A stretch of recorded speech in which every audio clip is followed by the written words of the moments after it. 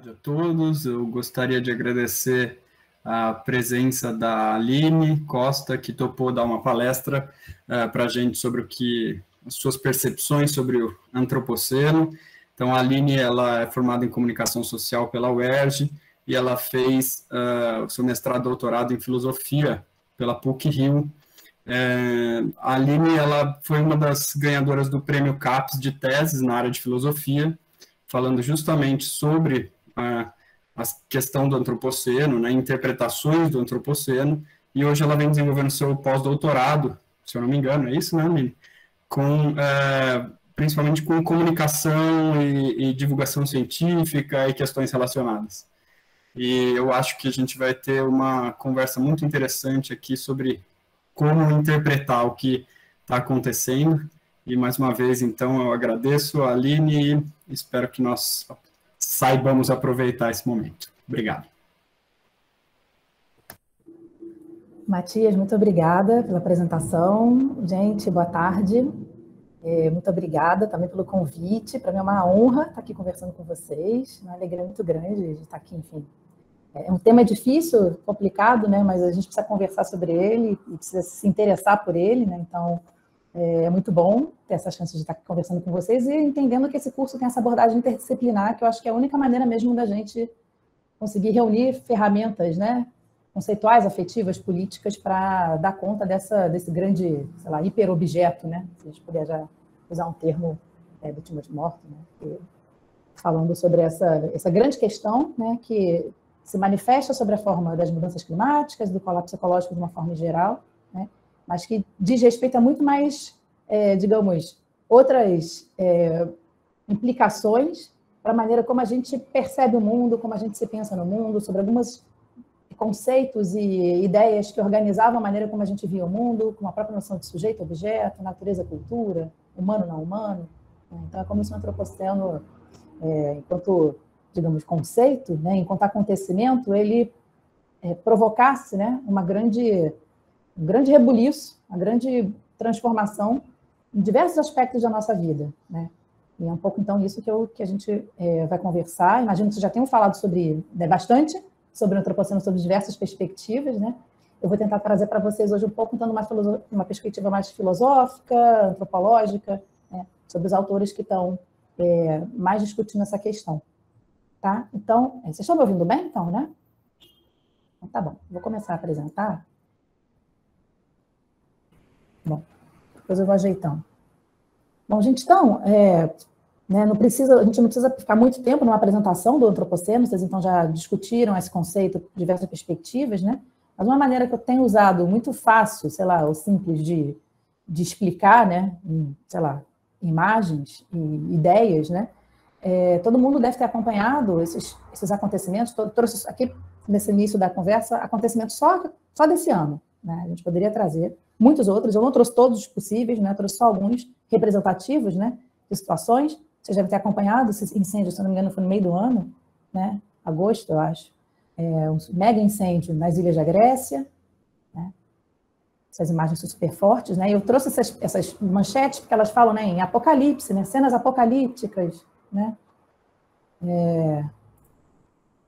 Esse outro, né, evento, né, um furacão, que é a passagem do furacão Ida, né, que destruiu, sobretudo, né, o sul dos Estados Unidos, essa região que já costuma ser muito afetada, né, por tempestades, e tornados e furacões, né, que cada vez mais estão ficando mais intensos.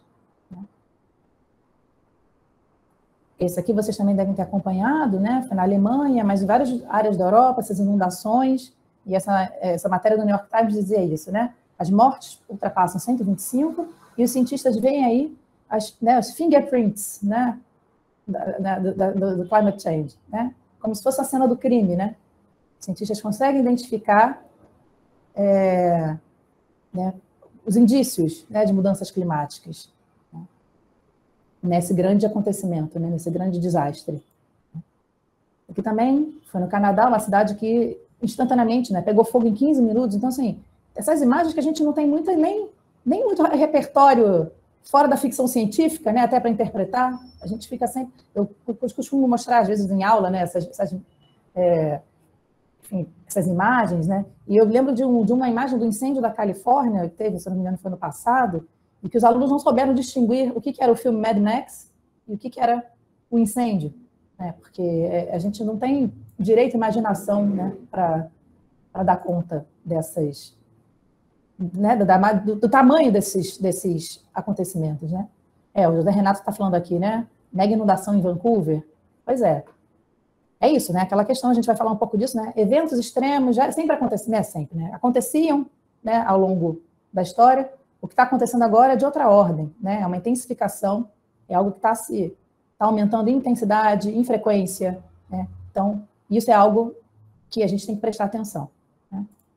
O Brasil também não está sendo diferente, né? A gente está vivendo aí o que muitos dizem ser a pior seca dos últimos 115 anos. Agora tem chovido um pouquinho mais aqui no Sudeste, né? Então não sei se melhorou um pouco, mas...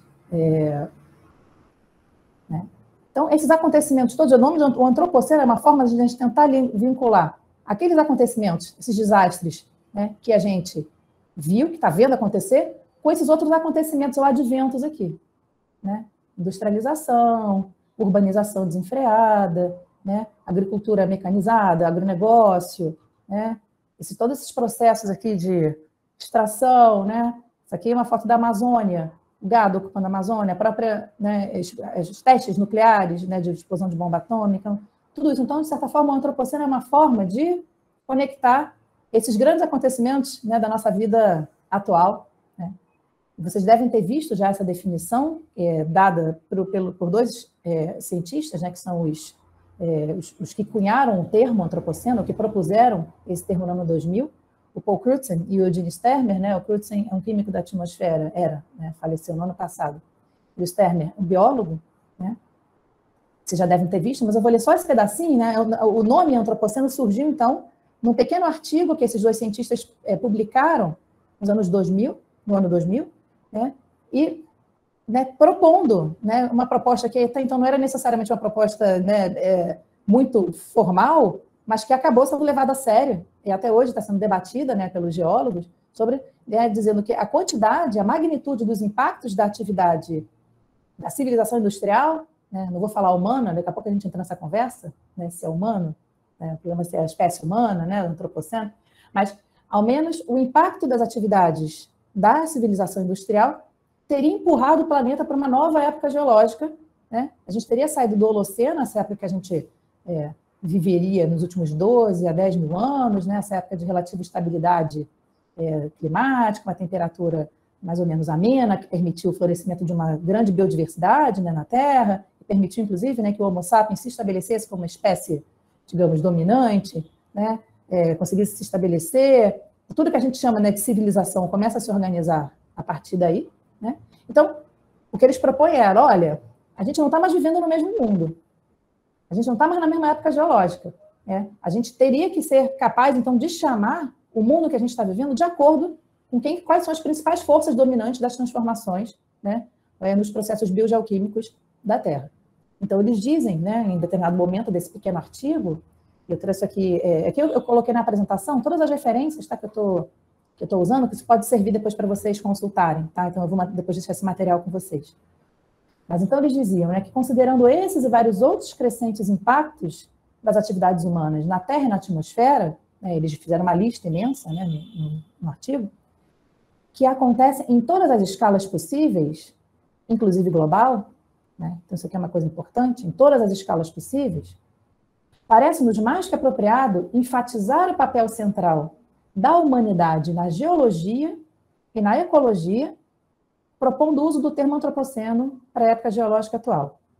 Os impactos das atividades humanas vão continuar por longos períodos. Eu trouxe esse trechinho, né, e aqui ilustrando um pouco como é que na revista Nature, na época, trouxe, né, vocês também devem ter visto, todo mundo mostra, né, essa capa da Nature, que é essa mistura, né, entre, digamos, um corpo humano, trazendo aí, né, embarcado nele ali as grandes navegações, né, a bomba atômica, né, sei lá, toda uma floresta que parece desenhada aqui do lado, né, cidades do outro. Então, é como se essa fronteira, que por muito tempo a gente presumiu ser bastante bem demarcada entre, de um lado, a humanidade e do outro, a natureza, né, essa fronteira parece estar, né, digamos, sendo questionada, ou ter, né, se bagunçado um pouco. Né? Então, daria para dar uma aula inteira só sobre esse pedacinho aqui do trecho do Kreuzer Stemmer, porque olha quanta coisa a gente pode falar isso, né? Os eventos estão acontecendo em todas as escalas possíveis, inclusive global. Isso é algo novo, né? A gente vai falar com mais calma sobre isso, mas os eventos estão acontecendo em todas as escalas possíveis. Né? Então, isso diz alguma coisa sobre a magnitude e sobre os feedbacks, né? Vocês já devem ter ouvido esse termo, feedback loops, as repercussões que alguns acontecimentos vão tendo em outros processos da Terra. Então, a gente está falando aqui de um tipo de circulação de impactos que, se ele não é inédito, né, na história da Terra, ele certamente é inédito na história da civilização. Então, é uma primeira questão. A segunda questão importante que a gente pode extrair aqui desse fragmento, né, é que não é banal essa proposta de enfatizar o papel central da humanidade na geologia e na ecologia. A humanidade, né, se tornou, em certa medida, uma força geológica. Né? Então, tem um historiador, né, chamado Dipesh Chakrabarty, não sei se também vocês já discutiram alguma coisa sobre ele aqui, que ele propôs isso, né, no artigo, se eu não me engano, agora não sei se ele é de 2009 ou se é no outro de 2013, em que ele falava isso, que é como se a humanidade e a natureza tivessem trocado de papéis, de certa forma. Né? A humanidade, sempre se vangloriando da sua inteligência, né, da sua agência, teria se tornado uma força burra, né, uma força geológica cega, né, imparável, que simplesmente incapaz de, inclusive, agir para frear o que ela já sabe que está acontecendo. Né? E a natureza teria se tornado, ao mesmo tempo, né, um agente político, né, um agente que se intromete na nossa história, um agente com o qual agora a gente tem que ser capaz de negociar para evitar, né, que alguns processos sejam perturbados tão profundamente a ponto de impactar, né, a própria habitabilidade do planeta. Né? Então, o nome antropoceno, ainda que seja um nome que nas ciências humanas ele é super, né, polêmico, não é antropoceno, não é o antropos, não seria a espécie humana, seria o capitalismo, então teria que ser capitaloceno. Não, a gente poderia falar euroceno, quem começou isso foi a Europa. Não, angloceno, né, que começou isso na Inglaterra. Não, a gente deveria falar, então, tanatoceno, né, referência à morte. Capitaloceno, eu falei, Tuluceno, que é a proposta da Donna Haraway, para que a gente não pense só no antropos como um agente, mas todas as outras forças que agem sobre a Terra, enfim. O nome antropoceno é super polêmico, mas, no mínimo, ele diz alguma coisa. Alguma coisa aconteceu com essa divisão marcada entre, de um lado, a humanidade e, do outro, né, a natureza, essa divisão que a gente achava acontecer. Né? Então, ao mesmo tempo, como essa divisão, esses dois polos parecem ter trocado de lado, eles também parecem ter se dissolvido um no outro. Porque a gente não sabe muito bem onde é que começa a humanidade e onde é que termina, né, quando a gente olha um fenômeno, por exemplo, como um aquecimento global. Então, é como se a gente, né, tivesse adquirido a potência de, né, promover profundas transformações, profundas, né, e duráveis transformações, né, na natureza. Então, não é que seja também, né, estamos descobrindo que o homem é capaz de destruir a natureza, né, de degradar. A gente não está falando aqui de episódios pontuais de degradação, que isso, a história está cheia, né, ou de processos de perturbação, a gente sabe, né, desde o tempo, né, que se você fizer uma intervenção, queimar aqui uma mata, essa mata, né, vai... Enfim, a gente vai sofrer os efeitos dessa queimada, né, nos animais, né, na própria recuperação do ecossistema, a gente vai ver esses efeitos. O que está acontecendo é que a gente agora se tornou capaz de alterar processos em escalas, né, e em distâncias muito maiores do que aquelas circunscritas dentro da lógica de um ecossistema. Né? E isso muda tudo. Né? A questão do global aqui é muito importante. Tá? E essa outra questão também é para a gente pensar, né, que os impactos das atividades humanas vão continuar por longos períodos.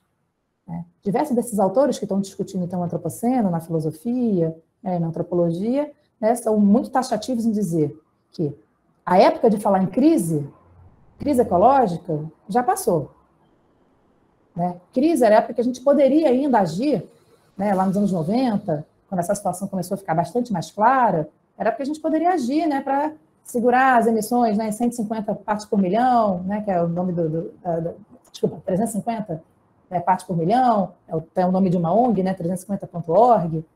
Né? Havia, então, toda uma discussão, uma confiança, uma esperança, né, de que a gente poderia limitar, né, a nossa ação destrutiva, né, a ponto de evitar transformações mais preocupantes, né?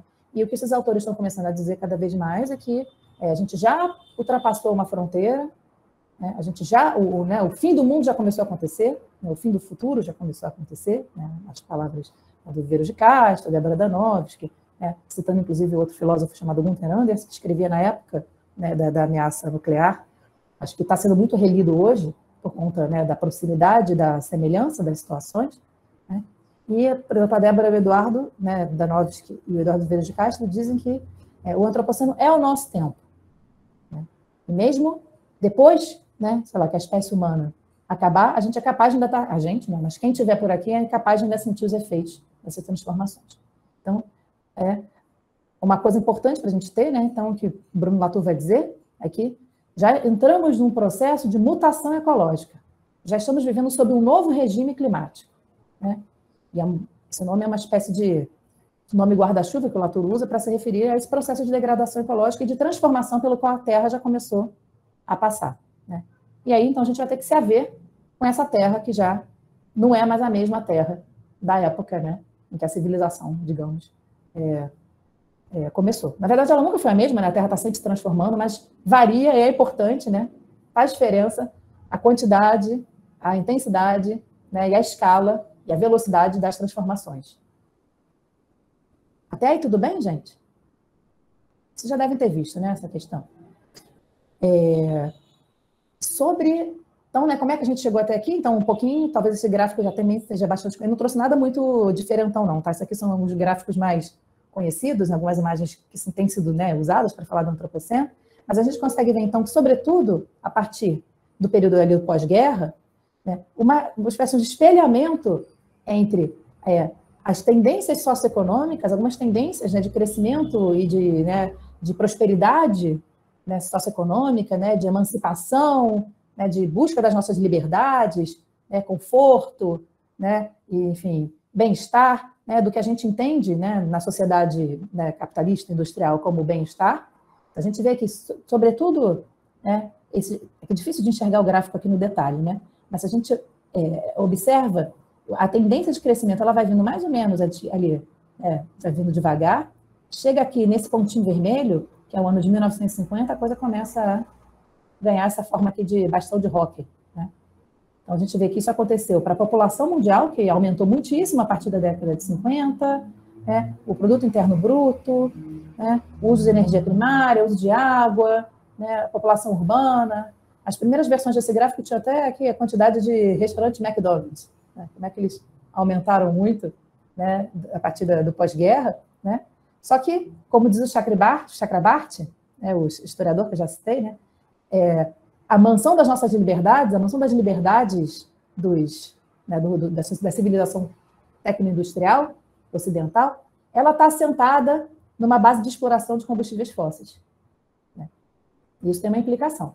A gente vê que, correspondendo às tendências, né, de crescimento e prosperidade do lado esquerdo, aqui socioeconômicas, a gente vê também umas tendências de degradação muito preocupantes, né, nos processos chamados do sistema da Terra, né? Dióxido de carbono, aumentou muitíssimo a concentração, né? O ozônio estratosférico, óxido nitroso, né? Então, a gente vê aí uma correspondência, né, de que, né, a expansão das nossas liberdades tem significado, né, a destruição da própria condição de sobrevivência nesse planeta para nós e para muitas outras espécies. Eu trouxe aqui, bom, não sei se vai dar para ler. Eu não estou tendo muita dimensão do quanto que isso está grande para vocês, ou está pequeno, enfim, se eu precisaria deixar ela maior. Vocês me avisem, mas eu posso... Pequeno, mas eu acho que tá ok, acho que dá para ver os gráficos e tal. Dá para ver, né? Deixa eu ver se dá para aumentar mais um pouquinho. Tá bom para a leitura? Então tá, ótimo. Então, né, assim, vocês já devem ter discutido também aqui a questão do... O difícil de falar, né, no final do curso é que muita coisa vocês já devem ter discutido, né? Tá sempre questão, mas eu vou falar rapidinho, né? Só trazendo, então, um resumo que o Observatório do Clima fez sobre o último relatório do IPCC, né, que provocou uma grande comoção. Não que ele estivesse dizendo coisas muito diferentes do que a gente quem acompanha essa questão, né, das mudanças climáticas já soubesse, mas que ele coloca de um jeito muito claro e muito direto, né? Usa palavras como é inequívoco, né, que a influência humana aquece a atmosfera, né? Então tem toda uma apresentação de resultados, né, de descobertas da ciência, né, da recente ciência da atribuição, né, que está sendo capaz de dizer o quanto que desse aquecimento que a gente está experimentando realmente foi motivado, né, pela queima de combustíveis fósseis, enfim, seria antropogênico, né, um termo mais adequado é esse. Né? Então a gente vai vendo que, né, então, para trazer um pouco do problema da situação, do porquê que isso é importante, por que a gente não está vivendo uma degradação, como aquilo que a gente sempre costumava pensar como degradação, né, como problema de poluição, como problema ecológico. Né? Então, cada uma das 4 últimas décadas foi mais quente que todas as décadas anteriores, desde 1850. As concentrações de dióxido de carbono, de metano, dióxido nitroso, né, são os 3 principais gases de efeito estufa, né, que estão em mistura na atmosfera, são as maiores em 800 mil anos. A gente não tinha, nem sonhava, né, enfim, de estar aqui, os humanos, né? E as concentrações atuais de dióxido de carbono não são vistas desde 2 milhões de anos atrás, pelo menos. É sem precedentes, então, isso que está acontecendo. Né? A temperatura global subiu mais rápido desde 1970 do que em qualquer outro período de 50 anos, nos últimos 2 milênios. Né? Então, a gente está vivendo épocas de extremos, né? Nunca antes, é o maior, é inequívoco. Né? Então, o IPCC, a questão do clima, então, assim, não havia dúvidas há muito tempo sobre a questão das mudanças climáticas serem motivadas pela ação antropogênica, né? Mas cada vez mais, né, a gente está tendo meios de precisar, né, de quantificar, talvez, né, a influência, né, e de fazer projeções. Não dá para fazer projeções muito precisas, né, porque são muitas as variáveis que influenciam as possibilidades de desdobramento, né, das mudanças climáticas, mas a ciência está cada vez mais tendo condições de dar para a gente, pelo menos contornos mais, digamos, precisos, né, do que pode acontecer se a gente continuar nessa trajetória que a gente, enfim, vem percorrendo. Né? O problema é que as mudanças climáticas também não são os únicos, né, as únicas preocupações. Né? Também você já viu conhecer esse gráfico que foi elaborado por cientistas no ano de 2009, mas tem sendo atualizado. Na verdade, eu nem sei se houve uma atualização, é possível que já tenha tido, esse gráfico aqui de 2015, né? Que esses cientistas calcularam, né? Claro que é um cálculo, né, aproximado, mas quais seriam os processos biogeoquímicos da Terra que não deveriam, né, e ecológicos, né, que não deveriam ser, digamos, perturbados, qual o limite desses processos para que a gente continuasse, digamos, a humanidade continuasse operando no que eles chamavam de um espaço seguro para operar. Então, até onde a gente podia ir sem que isso representasse um perigo muito grande para a nossa existência. Né? Então, lá em 2015, né, a gente já via que, né, no que diz respeito, por exemplo, às mudanças climáticas, a gente já tinha ultrapassado esse espaço verde, que era o espaço seguro, e a gente já tinha entrado numa zona de incerteza. A gente já está brincando com fogo. Né? Isso é o mesmo vale para a questão das mudanças no uso da terra. Né? No caso da integridade da biosfera, né, que é a questão da perda de biodiversidade, a gente já passou em muito, né, já entrou em muito no limite preocupante, né, essa zona aqui que eles chamam de zona de alto risco. Né? A questão dos fluxos também de biogeoquímicos, né, de nitrogênio e fósforo, sobretudo pela agricultura intensiva, né, também estão ultrapassados. Né? Ainda tem uma série de outros processos que os cientistas não têm muito como calcular, que é, por exemplo, a existência de novas entidades. Né? Essas transformações todas vão provocando, né, sei lá, o surgimento de outras variáveis, né, que não haviam antes, os cientistas não sabem bem como é que elas vão se comportar. Então, sei lá, não sei nem se é o caso do que os cientistas estão chamando aqui de novas entidades, mas já existe uma coisa chamada hoje plastiglomerates, né, como se fossem formações rochosas que já começam a misturar plástico. Né? Então, coisas que não existiam antes na natureza, né, normalmente. Né?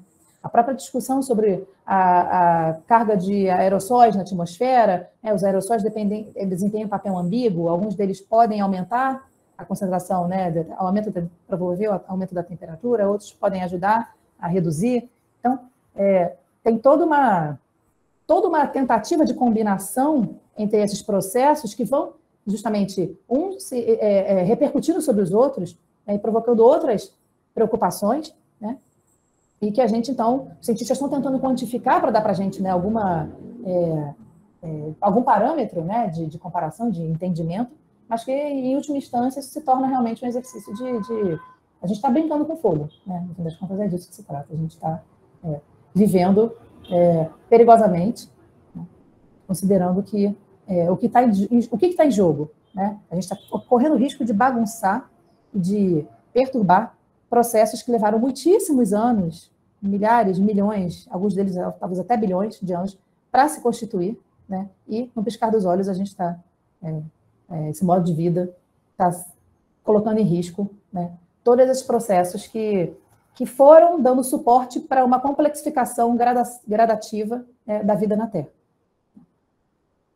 Mas tudo isso, então, você já tem uma dimensão, eu imagino, né, um curso sobre antropoceno, né? Então, mas por que então, justamente, já comecei a adiantar, né, mas por que então está todo mundo se preocupando, né? O que tem de diferente nessa questão?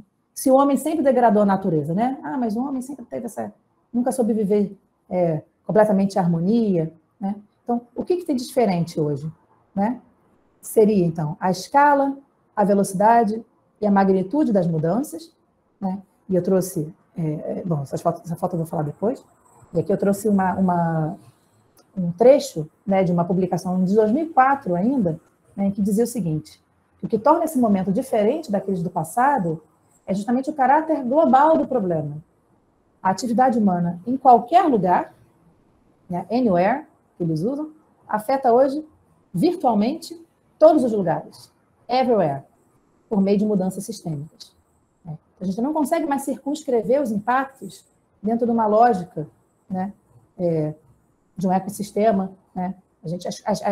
Por isso que é o problema das repercussões e dos efeitos em cascatas. Então é isso. Essa imagem que eu trouxe aqui é de um engarrafamento aqui na cidade onde eu vivo, Rio de Janeiro, né, que as emissões de dióxido de carbono desse engarrafamento não ficam só impactando aqui Rio de Janeiro, mas alcançam a atmosfera, elas chegam a alcançar, né, e provocar derretimento das calotas polares, né, em lugares muito distantes, muito longínquos, né, aqui do que o lugar em que foi emitida, né?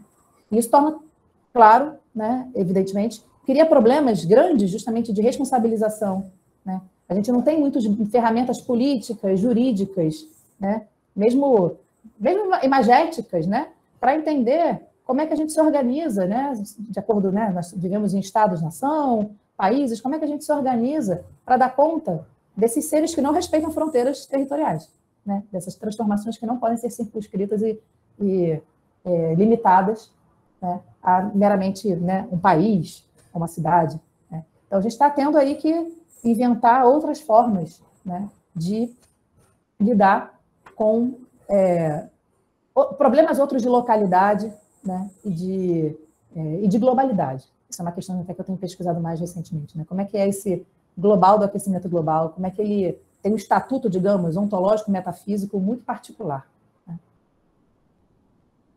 E a gente está vivendo na pele agora, né? Inclusive, se a gente estava falando no início da aula um pouco sobre isso, né? Todo esse aprendizado que a gente teve que ter de, né, interações virtuais, né? Justamente por conta de uma manifestação já, a gente poderia dizer, do antropoceno, né? Talvez a primeira grande manifestação do antropoceno na vida de, né, virtualmente todo mundo, né? Que foi a pandemia.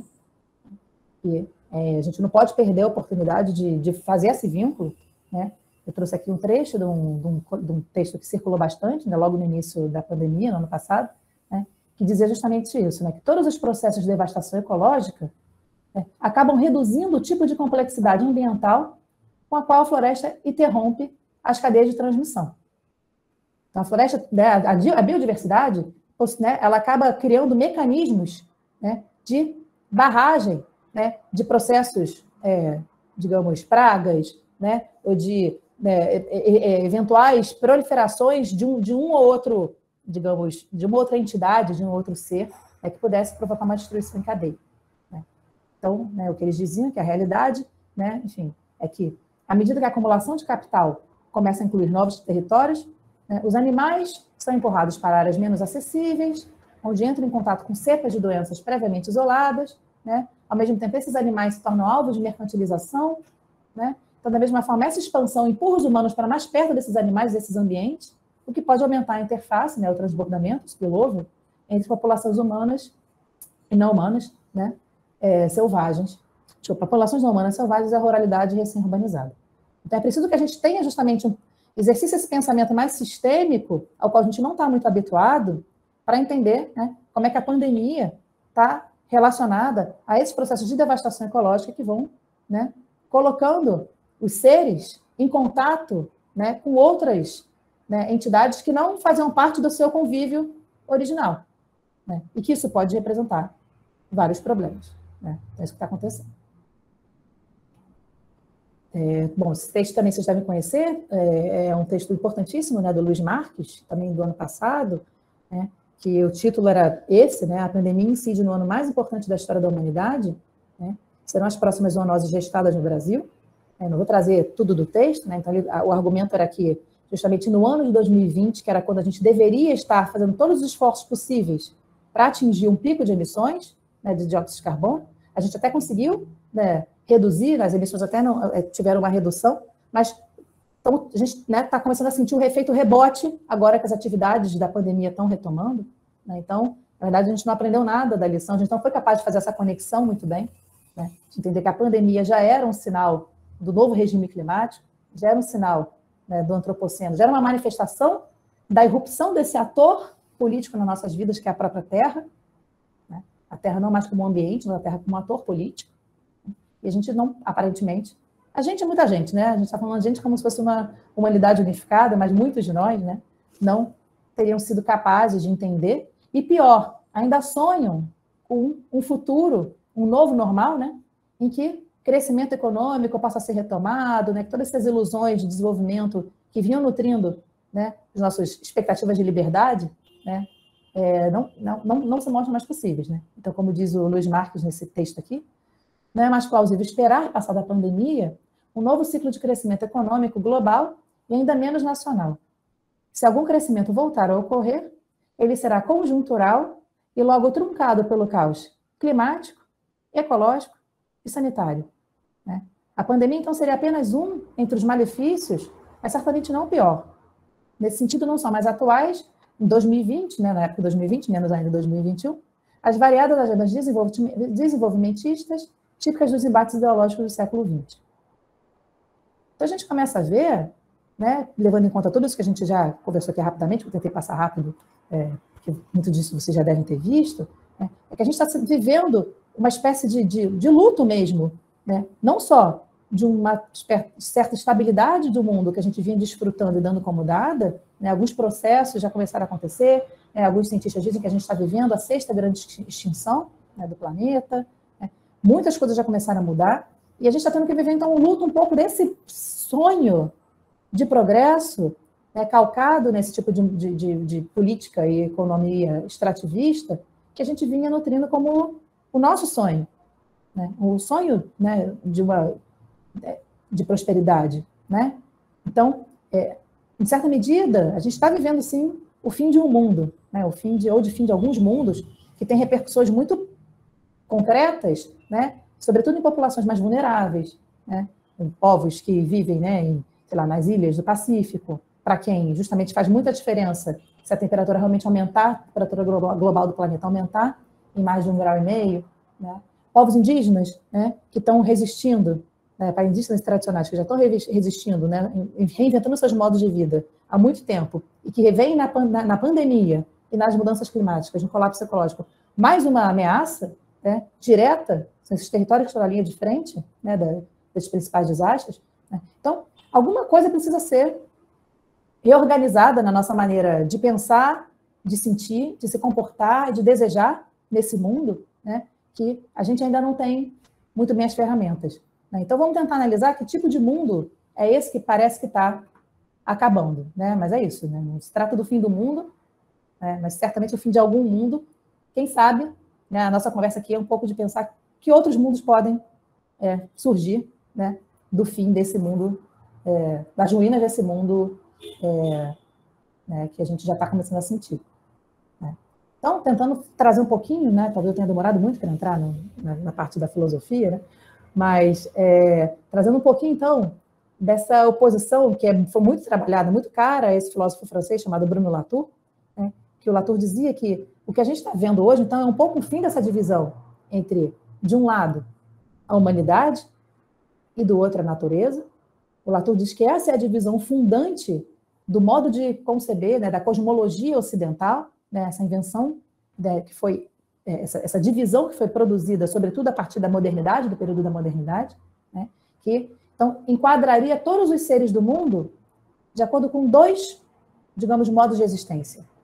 Ou bem as coisas são naturais, ou bem a gente está falando de humanos, né, ou de cultura, ou de sociedade, ou de política, né. Do lado de lá da natureza, seria o domínio onde a gente deveria aqui buscar ou investigar para encontrar fatos. Né? O domínio do mundo objetivo, o mundo das coisas da realidade, né?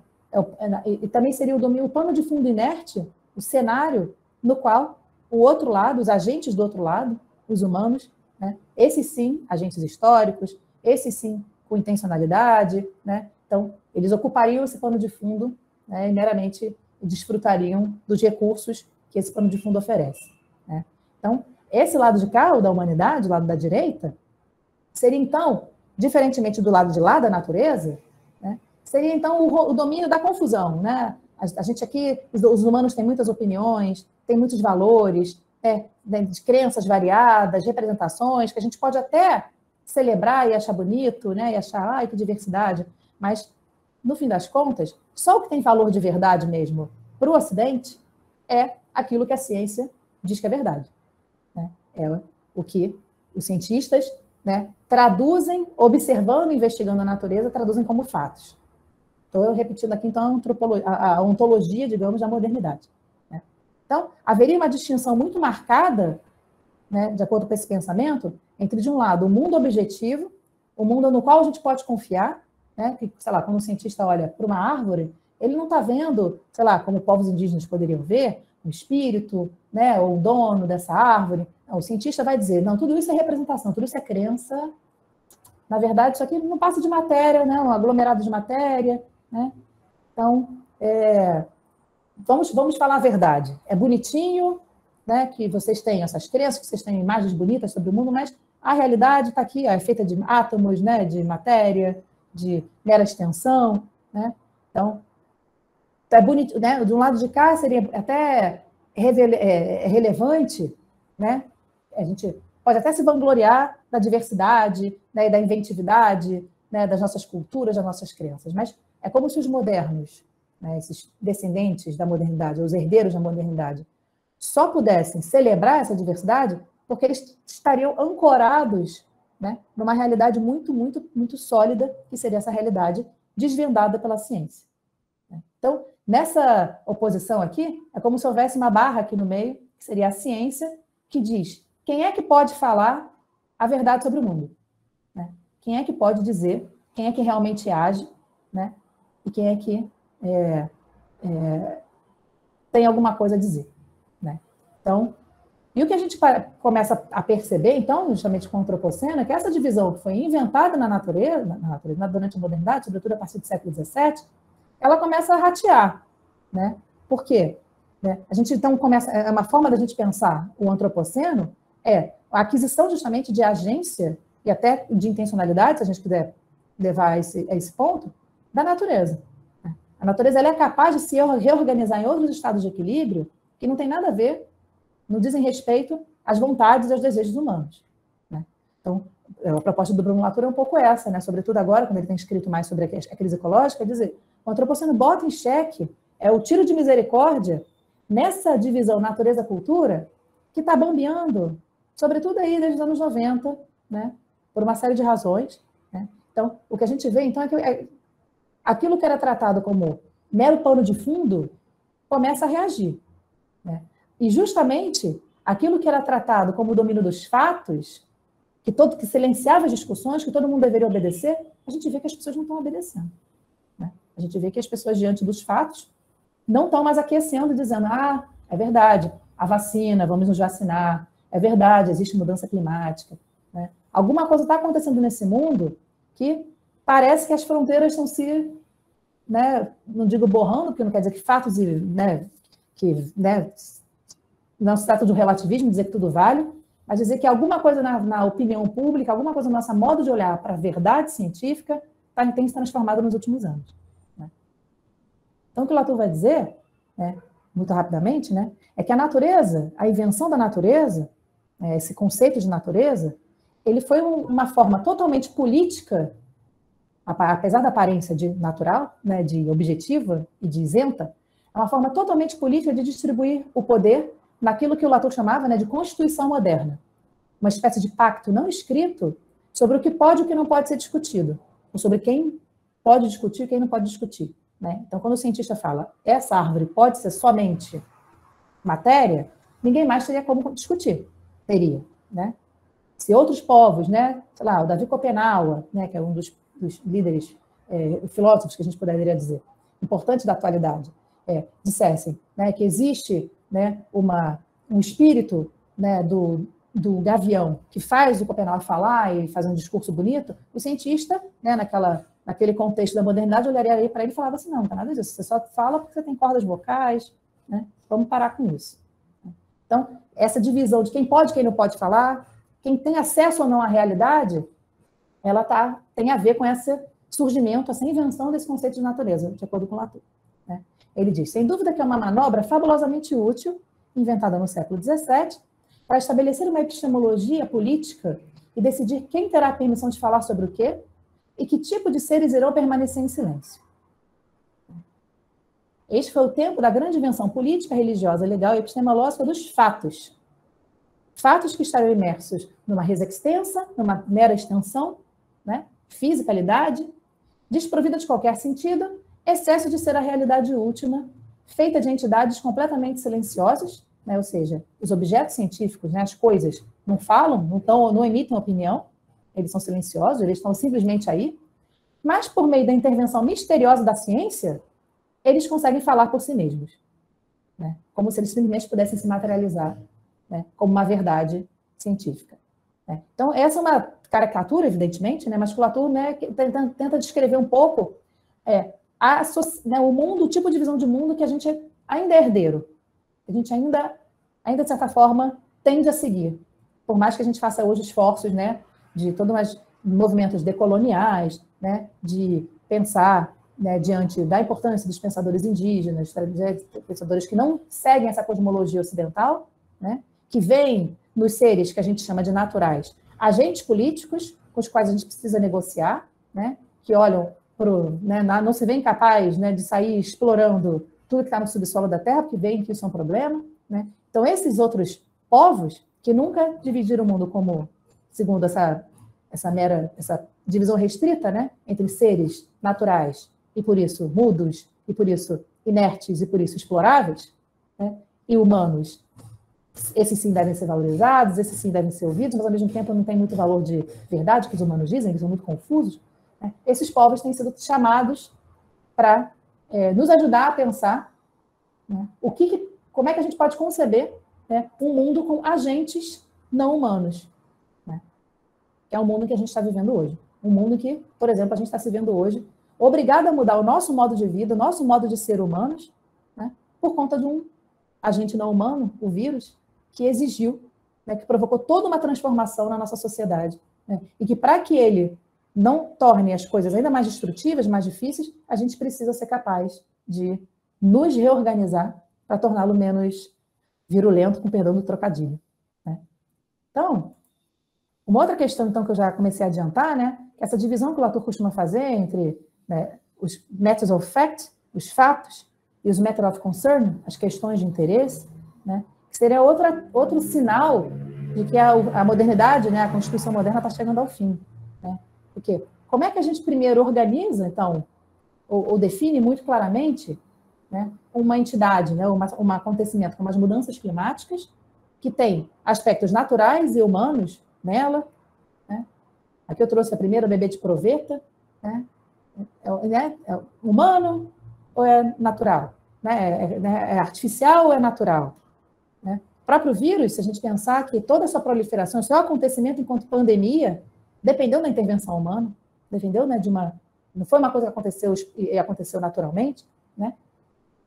Então, para além dessas dificuldades hoje da gente localizar e identificar o que é humano e o que é não humano, né, tem uma outra questão que é justamente os fatos, porque estavam vinculados a uma investigação, digamos, presumidamente objetiva da realidade, eles eram, né, acreditava-se que quanto mais a gente soubesse fatos, quanto mais a ciência se desenvolvesse, mais os humanos estariam de acordo entre eles. Né? E o que a gente está vendo hoje é que a irrupção de questões de preocupação. As pessoas não estão mais obedecendo quando os cientistas dizem isso aqui é verdade, isso aqui é, né, isso aqui é um fato, né, que é, inclusive, né, o Latour fala assim, toda vez que a gente, numa discussão, fala, mas isso é um fato, isso é uma tentativa desesperada de interromper justamente uma discussão de pessoas que estão ali acaloradamente mostrando que não tem fato nenhum, as pessoas estão discutindo, né? Então, de certa forma, é um pouco um sintoma, negacionismos, conspiracionismos, se vocês quiserem, a gente pode falar um pouco mais disso, né, no final, enfim, na hora do debate, né, como um sintoma da irrupção, né, dos matters of concern, questões de preocupação que, justamente por incidirem muito diretamente sobre nossas vidas, né, as pessoas estão sentindo no direito e estão exigindo o direito de dizer o que elas acham sobre elas. Isso acaba sendo uma grande, né, criando um grande problema, né, que a gente não tem ainda, né, digamos, instituições, um equipamento social para lidar com esse tipo de reivindicação. Né? Uma coisa interessante para pensar sobre a ciência. Né? Então, outra questão importante, então, é que a gente poderia pensar essa divisão organizada pela Constituição moderna, né, esse modo de pensar o mundo, como é que funcionava para os modernos, justamente? Haveria muitas culturas, que eu representei aqui, com essas bolinhas amarelas, né? Muitas culturas em torno de uma só natureza. Essa natureza seria inegociável. Por quê? Porque essa natureza, ela é desvendada pela ciência. Né? Então, quando o indígena diz que, né, que a floresta dele tem um valor de fertilidade, um centro de fertilidade, esse mundo reivindicado, sei lá, por esse povo indígena, os ocidentais levam para esse mundo inteiro, que é o mundo inteiro, né? Que fala de natureza, fala de relações de bichos, relações de plantas, mas os ocidentais colocavam esse mundo inteiro na caixinha de uma cultura, porque isso era tratado como uma mera representação. Então, a presunção de haver uma única natureza, né, é que permitia aos ocidentais valorizar e achar bonitinho, né, uma variedade, uma multiplicidade, diversidade de culturas. Né? Só que justamente o grande truque é que somente uma cultura não era só cultura, tinha acesso à natureza. Apenas a nossa, os ocidentais. Né? Só os ocidentais são meio cultura, meio natureza, porque eles têm a ciência. Né? Uma cultura, então, seria a guardiã da verdade sobre o mundo natural. Todas as outras estão erradas. Só nós, né, os ocidentais, saberiam a verdade. E isso, então, começa a ficar mais complicado no antropoceno. Né? Porque a gente começa a ver, então, que talvez esses outros povos tenham muito mais a maneira como esses povos enxergam o mundo repleto de agências, um mundo dinâmico, um mundo não feito só de recursos, né? Parece muito mais adequado e mais condizente com o que a gente está vendo a Terra se mostrar agora. Né? E a gente vê, inclusive, né, essa grande redistribuição das agências, que antes estava confinada aos agentes históricos humanos, a gente começa a ver, então, que, né, o vírus é um agente, o dióxido de carbono é um agente, né? Todos eles transformam o mundo e fazem o mundo, e agora a gente vai precisar se haver com eles, assim como os outros povos, né, sempre se preocuparam muito, né, de não perturbar, né, esse equilíbrio dinâmico e frágil, né, entre diversos agentes, né, actantes, para falar, né, o termo do Latour, agindo uns sobre os outros e mantendo esse equilíbrio estável, né, esse equilíbrio dinâmico, né, que é a nossa atmosfera, né, e os processos biogeoquímicos, a gente chama de processos biogeoquímicos da Terra. Eu não estou achando a setinha. Até aqui. Tudo bem, gente? Então, ainda nesse contexto, né, então vamos entender. A gente então perdeu um pouco essa divisão da humanidade e natureza, a coisa está meio bagunçada, né? E o que seria o antropos também do antropoceno? Já que a gente pode mapear bem essa figura do antropos, é complicada também, né? Porque quando a gente fala em antropoceno, a gente tem essa ideia, e ela não é completamente equivocada, né, de que o homem está agindo sobre a Terra, né? Mas, na verdade, como diz a dona Haraway, o mundo contemporâneo não é um ato da espécie humana. Tem uma miríade de outros seres agindo junto conosco. É difícil barrar na fronteira, né? Separar exatamente o que é o humano, né? No sentido de que estamos sempre juntos com outros seres, né? Agindo, né? A dona Haraway vai dizer. Então, esse mundo contemporâneo, ele é o ato de alguns humanos, com algumas tecnologias, né? Com alguns micróbios, com alguns vírus, né? Com alguns outros não humanos, com algumas outras elementos químicos, né? Que estão sendo transformados. O humano nunca age sozinho. Então, isso é uma questão importante, né? No conceito que a dona Haraway traz de Cthulhuceno, é um pouco isso. A gente tem que ser capaz de, justamente, parar de achar que o humano tem alguma excepcionalidade em torno dele, né? E entender justamente que a gente está sempre em coexistência, né? Em simbioses múltiplas com esses outros seres com os quais existimos aqui na Terra. É nesse sentido que ela gosta de dizer, né? Nós não somos antropos, né? Nós somos humos, né? Não somos nem homo, nem antropos, né? Somos humos. Não somos pós-humanos, somos compostos, né? E ela propõe, inclusive, que a gente fale em humosidades em vez de humanidades, né? Tem toda uma proposta, então, de um olhar para esses outros que humanos que estão fazendo o mundo com a gente, né? Que aí, né, que a gente começa a ver cada vez mais a importância de olhar para eles, né? No momento em que a própria habitabilidade da Terra está começando enfim, ser colocada em risco, né? Então, é toda uma proposta de redirecionar o olhar para aqueles seres que a Constituição moderna tinha tratado como meros recursos, né? Como meras coisas que estão aí. E tentar entender justamente como é que esses processos de composição, né? Uma composição que dá do próprio solo, da própria atmosfera, dos nossos corpos, como é que essa composição se dá com esses outros agentes, né? Que antes vinham sendo largamente negligenciados. Né? Então, por isso que eu trouxe aqui essa matéria, que diz dizer, né, que a maior parte do nosso corpo não é humana, né? 90%, digamos, do nosso corpo é feito, composto de DNA de outros organismos, né? Então, a ideia toda, então, desses autores que estão trazendo a problematização do antropoceno é um pouco essa. O antropoceno é uma ficção, inclusive é uma má ficção, ela tem uma função para chamar atenção para essa diferença, né, do que de uma única espécie ter adquirido uma força muito grande por conta do seu modo de vida destrutivo, mas, ao mesmo tempo, tem esse outro lado de que o antropos também não existe, essa espécie não está agindo sozinha, né? Então, em alguma medida, esse deslocamento pode servir como uma fonte de buscar de inspiração política, imagética, né? A gente, inclusive, pensar outras formas de estar na Terra, né? Fazendo parentesco com esses outros seres, com animais. Será que a gente pode pensar, então, justamente numa diplomacia com a atmosfera, né? Uma diplomacia com o solo? Então, tem um pouco essas imagens que estão sendo evocadas quando a dona Haraway e tantos outros pensadores recentes, né, questionam a figura do antropos, né? Essa é outra questão que a Isabelle Stengers, outra filósofa, traz, né, que ela diz que muitos povos nessa terra não estão cientes de que pertencem a uma espécie chamada homem, ou homo sapiens, ou antropos. Muitos povos dessa terra não se reconhecem nessa figura do antropos isolado, agindo sozinho no mundo, né, e negligenciando a agência de outros seres.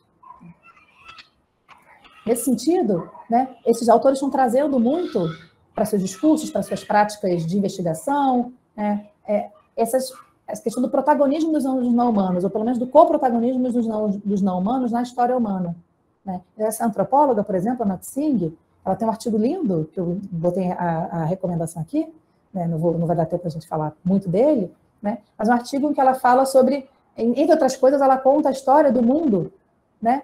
Mostrando, né, as experiências de companheirismo e biologia, falando de como é que os humanos é que foram domesticados pelos cereais, não o contrário. Então, ela, né, coloca a perspectiva dos cereais, né, de como é que, por conta dessa relação de amor que se estabeleceu entre humanos e cereais, né, tantas transformações no nosso modo de estar na Terra, né, a própria questão da aparição das sociedades, né, mais sedentárias, se a gente puder falar assim, né, que deixam de ser caçadoras e coletoras e se estabelecem, né, em lugares mais fixos. A aparição das hierarquias sociais do Estado está ligada ao cultivo de certos cereais, né? A unidade doméstica de base familiar a própria questão da propriedade privada e da herança começam a aparecer depois que os humanos começam a se organizar em torno do cultivo desses cereais.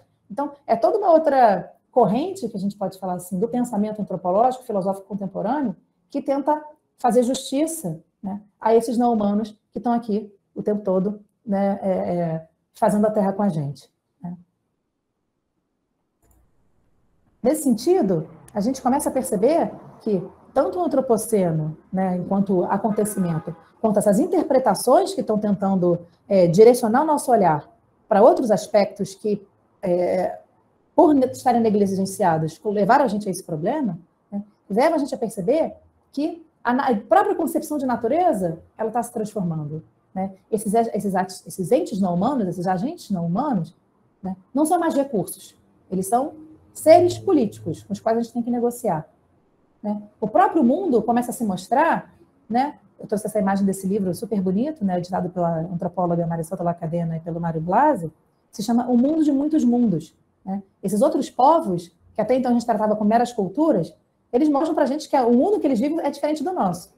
E aí é toda uma questão de pensar como é que a gente pode colocar e fazer esses mundos coexistirem de uma forma que o nosso mundo não destrua deles. Né? E aí, né, eu trago um pouco essa frase aqui do Bruno Latour, que eu acho muito linda, né? Justamente a ideia de mundo não como uma natureza a ser desvendada, que já está aí, e o trabalho dos cientistas ou da ciência era meramente investigando, trabalhando sobre um mundo que já está dado de uma vez por todas, mas o Latour diz o seguinte, né, que o mundo sempre transborda a natureza. Ou, mais exatamente, mundo e natureza são referências temporais. A natureza é aquilo que está estabelecido, aquilo que a ciência já estabeleceu como, né, conhecido. Mas o mundo é aquilo que vem. E a verdade é que o trabalho da ciência é estar o tempo todo nos organizando e nos ajudando a dar conta das transformações que estão acontecendo o tempo todo no mundo. E a gente pode ver isso, por exemplo, com a pandemia, né? Todo o trabalho dos cientistas para ajudar, fazer a gente conseguir acolher esse ser que apareceu, começou a bater na nossa porta, né? E para torná-lo menos destrutivo, né? Ajudando a reorganizar a nossa própria sociedade, né? Humana e entre humanos e com outros seres, né? A partir dessa aparição súbita desse outro ser, desse agente que exigiu, né,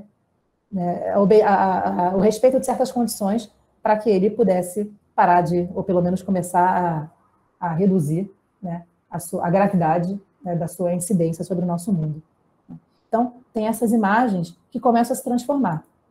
Né, o próprio Ailton Krenak fala um pouco sobre isso, né, sobre essa repartição entre humanidade e natureza. Fomos, durante muito tempo, embalados com a história de que somos a humanidade.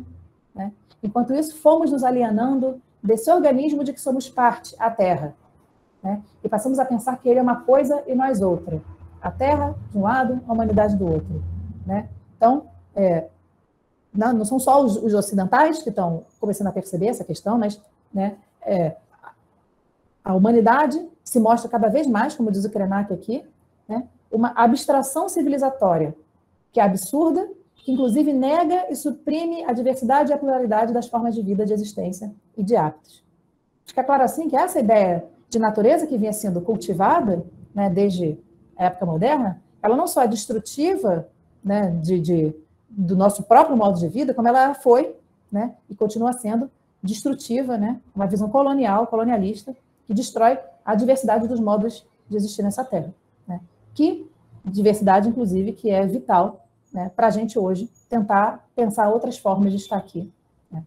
Já que a gente, né, precisa, né, diante da própria transformação da Terra, se reconhecer em uma outra figura que, por exemplo, o Bruno Latour vai chamar de terrestres. Né? Não somos mais humanos na natureza, temos que nos reconhecer como terrestres em meio a outros terrestres. Né? E essa simetria, essa horizontalidade é que né, a aposta do Latour, por exemplo, para tentar trazer, né, a política de volta para a questão que a epistemologia tinha tratado como meramente questão da ciência. Né? Então, é como se no antropoceno tudo tivesse tornado político. Porque agora a gente não tem mais a confiança, a certeza de uma verdade objetiva sobre o que o mundo é, sobre a realidade em que a gente vive, né? Essa realidade está se transformando pela, digamos, essa intrusão desses outros agentes que a gente julgava meramente pano de fundo, né? O pano de fundo começou a vir para frente, né, da cena, e a gente está sem recursos ainda, largamente sem recursos, para dar conta dessa novidade, né? Bom, eu vou falar um pouco aqui da teoria de Gaia. Eu estou preocupada com o tempo, eu me organizei mal, né, gente? O tempo é 1 hora de aula que vocês preveem, não é isso? Isso. A ideia normalmente é que a gente tenha mais ou menos 1 hora de aula e o restante para discussão. Tá, Mas se então você tiver mais alguma coisa para complementar... gente, desculpa, mas eu acho fundamental essa discussão que traz a Lima Cruz. Eu também. Acho que a gente pode ficar um pouquinho mais de tempo, né? Diminuir a discussão, porque está tão interessante assim. Ah, que bom. Então tá. Então eu vou tentar também passar mais rápido, e a gente, na discussão, o que ficar confuso, a gente retoma, né? Então tá ótimo. Bom, então, nesse sentido, então, de uma nova visão da natureza, né, de o que a natureza se torna quando ela, né, começa a perder tração no antropoceno, né, um conceito muito importante, que também vocês já devem ter ouvido falar, esse conceito de Gaia, né, que alguns cientistas torcem o nariz, porque tem uma coisa ainda meio, né, parentesco com uma coisa meio New Age, né, mas que foi fundamental esse conceito, sobretudo para o desenvolvimento do que hoje os cientistas chamam de das ciências do sistema Terra, né, então é como se a Gaia fosse a prima, né, mais velha, né, desses conceitos, que tem a ver então com essa intuição, né, que o James Lovelock teve lá nos anos 60, e que depois ele foi transformando em teoria junto com a Lynn Margulis, né, a bióloga, quando a parceria dele com a Lynn Margulis deu bastante consistência para essa teoria, né? Então, a ideia de Gaia, vou ler aqui para vocês, né? Gaia seria, então, o sistema da vida planetária, que inclui tudo que influencia a biota e é influenciado por ela. O sistema Gaia compartilha com os outros organismos a capacidade de garantir a homeostase, a regulação do ambiente físico-químico dentro de limites favoráveis à vida. Então, qual foi a intuição grande do Lovelock quando ele propôs esse conceito, né? Até então, acreditava-se que o clima da Terra era meramente o resultado, né, da incidência dos raios solares, né, o quanto que entra, né, pela atmosfera, né, de calor, né, e o quanto depois é devolvido para o universo. Era meramente isso, não havia nenhuma outra participação. E o Lovelock, por uma intuição, né, ele percebeu que havia uma participação, alguma coisa ajudava a manter esses gases, que são altamente reativos da nossa atmosfera, numa composição, né, relativamente estável. Como é que pode gases altamente reativos continuarem, né, aí num certo mesmo, né, equilíbrio dinâmico, né, ao longo de tanto tempo?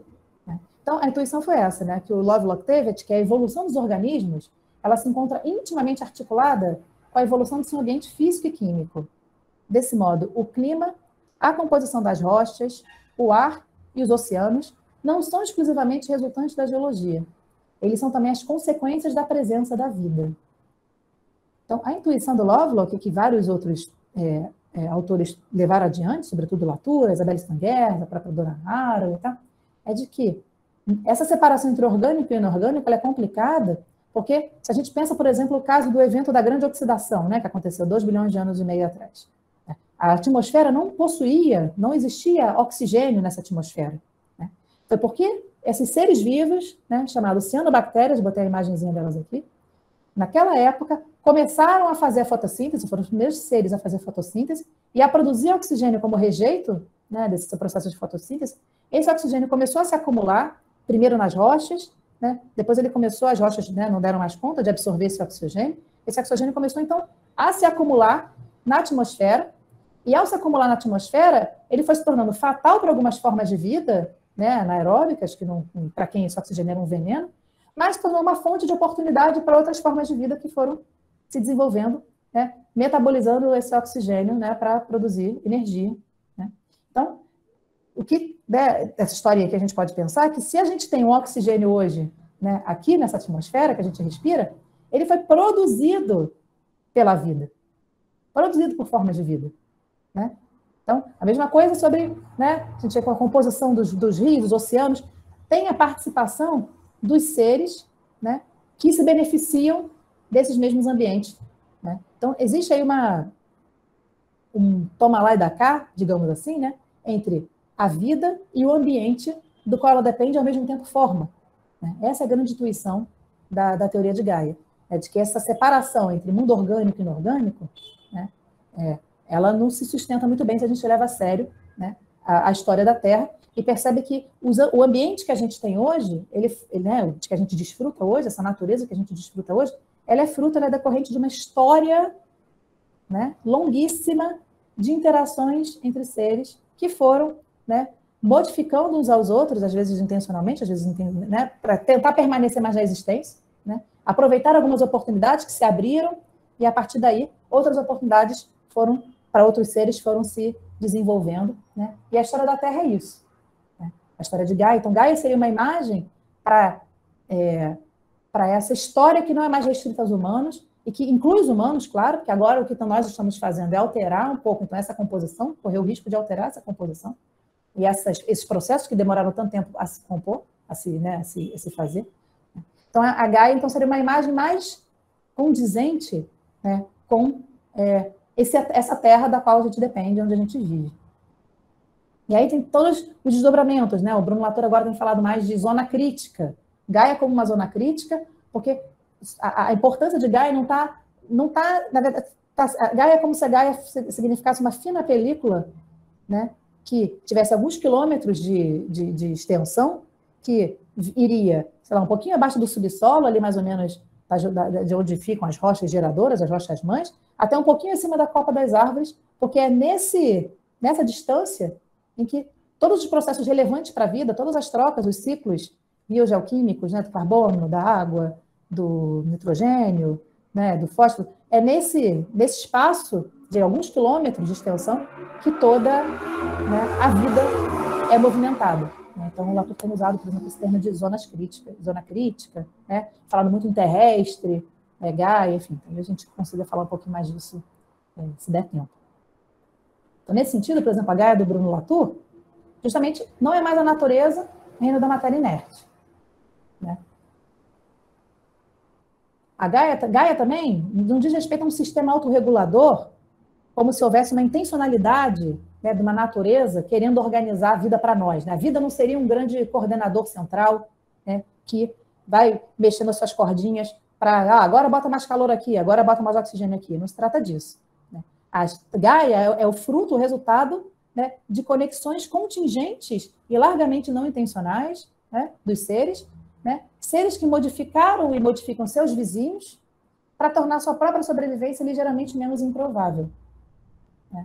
Essa é uma questão interessante. A maneira como Latour reinterpreta a Gaia do Lovelock, ele nem reduz a Terra a uma mera matéria inerte, né? Mas também nos trata de um vitalismo no sentido de existiria uma coordenação central da vida. Né? O que tem, a gente tem é isso, o que a gente tem hoje é relevante, esse mundo do qual a gente desfruta, mas ele é resultado justamente de conexões contingentes e não intencionais. E por isso é tudo muito frágil. A gente tem que tomar cuidado. A gente pode desfazer essa realidade né, da qual a gente desfruta. Né? E a outra questão muito importante, então, né, dessa discussão de Gaia para o Latour, é que não é que os seres meramente se adaptam ao mundo que eles tiveram sorte de encontrar, né, maravilhosamente favorecendo o seu desenvolvimento. Os seres fazem o seu meio. O organismo curva o seu meio em torno dele para melhor se desenvolver. Né? Então, logo não há mais meio ambiente. É difícil separar a fronteira entre o agente e o ambiente, né? Porque né, sei lá, existe aquele que age, né?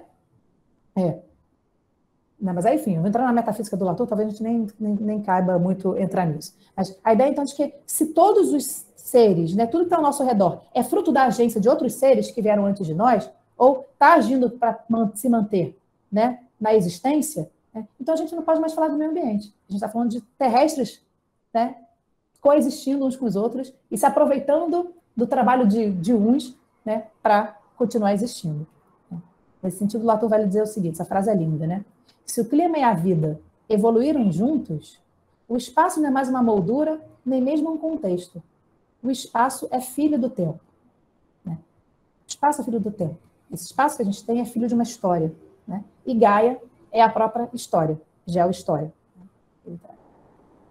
Então, aí tem toda uma... Isso aqui a gente pode passar rápido mesmo, porque é toda uma imagem... O trabalho que o Latour vem fazendo para a gente dissolver essa imagem do globo, né, do globo, um globo todo pronto, né, uma terra já dada de uma vez por todas, para que a gente comece a olhar para essa questão aqui, ó.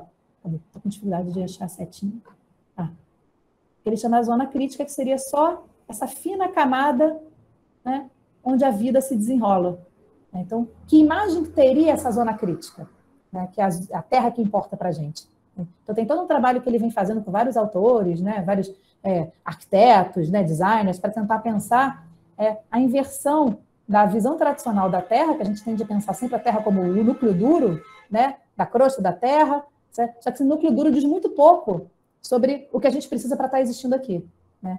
Da perspectiva da zona crítica, a gente tem que inverter. Né? É da atmosfera, né, que a gente tem que começar a pensar esse desenho. Então, pensem aí o quanto de transformação imagética a gente está sendo obrigado a submeter, né, nossa maneira de pensar o mundo. Essa é a cara da Terra, se a gente observa a zona crítica, por exemplo, porque, né, pelo menos para esse grupo que o Latour está mobilizando. Né? Se a gente levar em conta todos os processos que influenciam, né, na habitabilidade dessa Terra, né, nas condições de existência de tantas formas de vida. Né? Se tiver interesse, depois eu posso passar as referências direitinho. E uma última coisa que eu queria falar, então, para vocês, para a gente abrir para o debate, né, é que, né, então, há sempre essa discussão, né? Eu trago dizendo aqui de novo uma fala, né, do Paul Crutzen e do Gene Sturmer, daquele mesmo textinho sobre o antropoceno, em que eles terminavam, né, o texto, a proposta de antropoceno, dizendo o seguinte: uma tarefa empolgante, mas também difícil e assustadora, se coloca para a comunidade mundial de pesquisa e engenharia, para que essa comunidade lidere a humanidade em direção a um gerenciamento ambiental que seja global e sustentável. E aí a gente começa a pensar, né? Então, né, os cientistas, os engenheiros, né, que vão liderar a humanidade em direção a um gerenciamento ambiental, é disso que a gente está falando, né? Então, há toda uma discussão também nas ciências sociais, né, e nas humanidades, que não se trataria de duvidar ou menosprezar a importância da ciência, mas colocar o poder da ciência, né, numa posição mais simétrica, em pé de igualdade com a própria sociedade, com as demandas e reivindicações da própria sociedade, né? Ou, inclusive, com os modos de vida e saberes de outros povos, né? Que não são, né? Saberes que não são científicos, mas que têm alguma coisa a dizer. Né? Então, tem toda uma demanda política importante nessa discussão sobre o antropoceno, que não é para negar o nome só antropoceno, dizer o antropoceno é só o nome daqueles que querem fazer o gerenciamento da atmosfera. Tem isso, tem um pessoal que está pensando em reivindicar o conceito para isso. Né? Mas o que importa aqui é que eu estou trazendo os historiadores Bonhoeffer e Fressos, né, que eles dizem: é importante abrir a narrativa oficial do antropoceno à discussão para que outras vozes da Terra e para a Terra possam ser ouvidas, vindas de outras culturas e de outros grupos sociais, né, para que outras explicações sobre como chegamos até aqui e outras propostas para o que deve ser feito também possam ter voz. Né? Sobretudo porque a gente sabe, né, que é isso, de novo, é sempre esse lugar difícil da gente se situar, que não se trata de negar a importância da ciência, mas entender que a ciência também está submetida a diversas pressões econômicas, de mercado. Né? Eu posso contar vários casos, né, anedotas sobre isso, né, da dificuldade de também não dar todo o poder a uma ciência, e é difícil a gente falar isso hoje, quando a gente está vendo tantos negacionismos, né, e tantos conspiracionismos, né, de discussão e de enfraquecimento da importância da ciência, mas que a ciência efetivamente se alia à sociedade, né, na luta e na busca de soluções que sejam realmente benéficas para todos nós, né? E não para alguns. Então, nesse sentido, né, eu estou aqui muito de acordo com o Bruno Latour, né, quando ele fala o seguinte, né, apesar de todas as críticas feitas a esse conceito, que eu já adiantei para vocês, né, que o antropoceno não são todos os homens, não é o antropos, não existe o antropos, né, o prefixo antropos, aplicado a um período geológico, é, de fato, o sintoma de uma repolitização de todas as questões planetárias.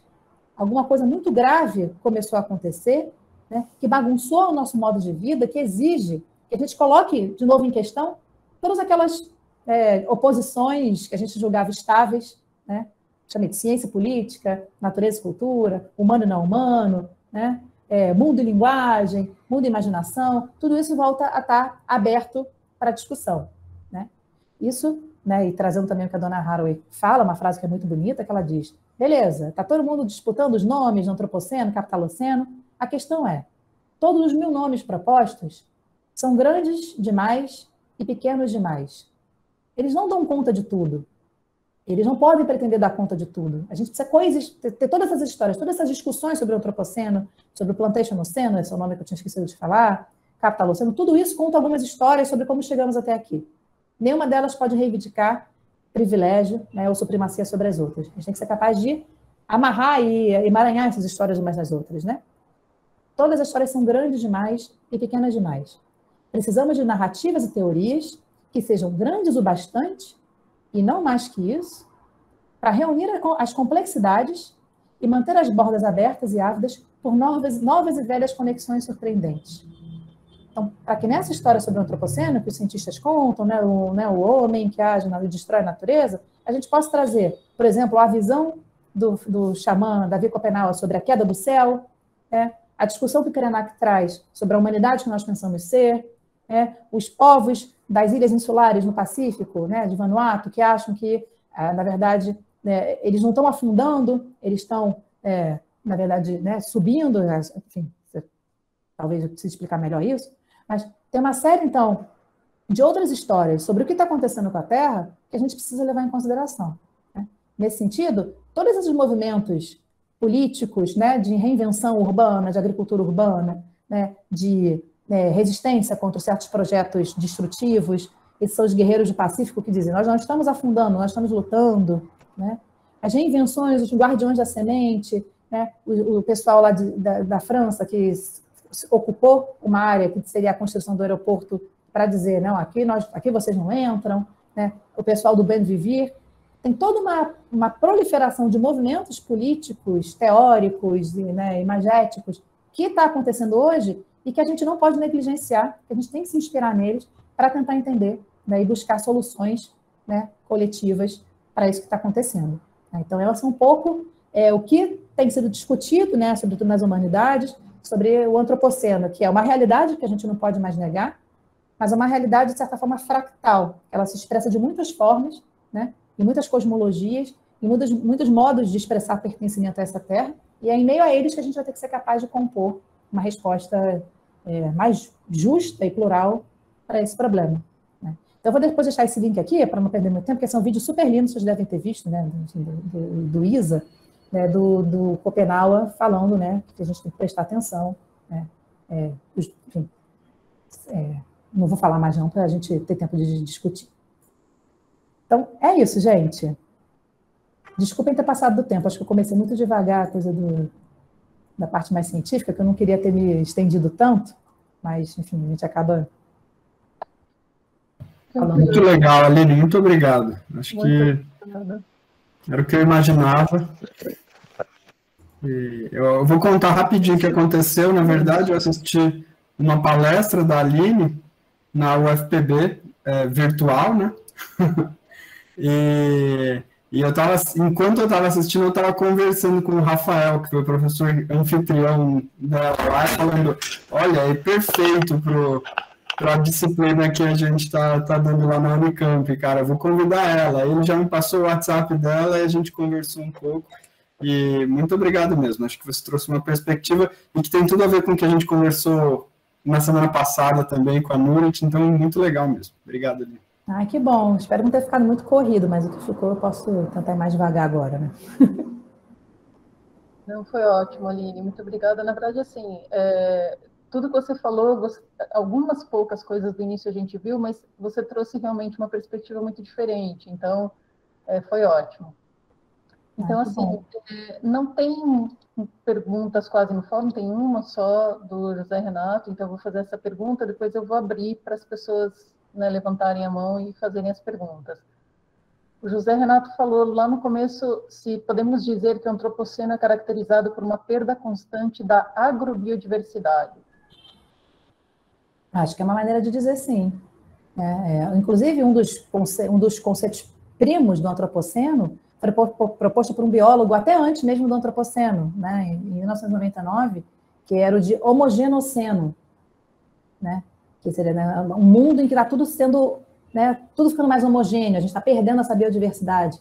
Né. Então, é uma das formas, sim, da gente falar do antropoceno, sobre essa destruição, não só da biodiversidade, mas como da capacidade de regeneração, é uma coisa que eu acabei não falando muito, né? Sobre da regeneração, inclusive, dos seres, né? Porque durante o Holoceno, enquanto havia processos, né, de perturbação ecológica, de destruição, havia tempo, né? Havia espaços para refúgio, havia tempo para esses seres, né, para esses ecossistemas se regenerarem e recuperarem. Né? E o que está acontecendo hoje, além dessa intensa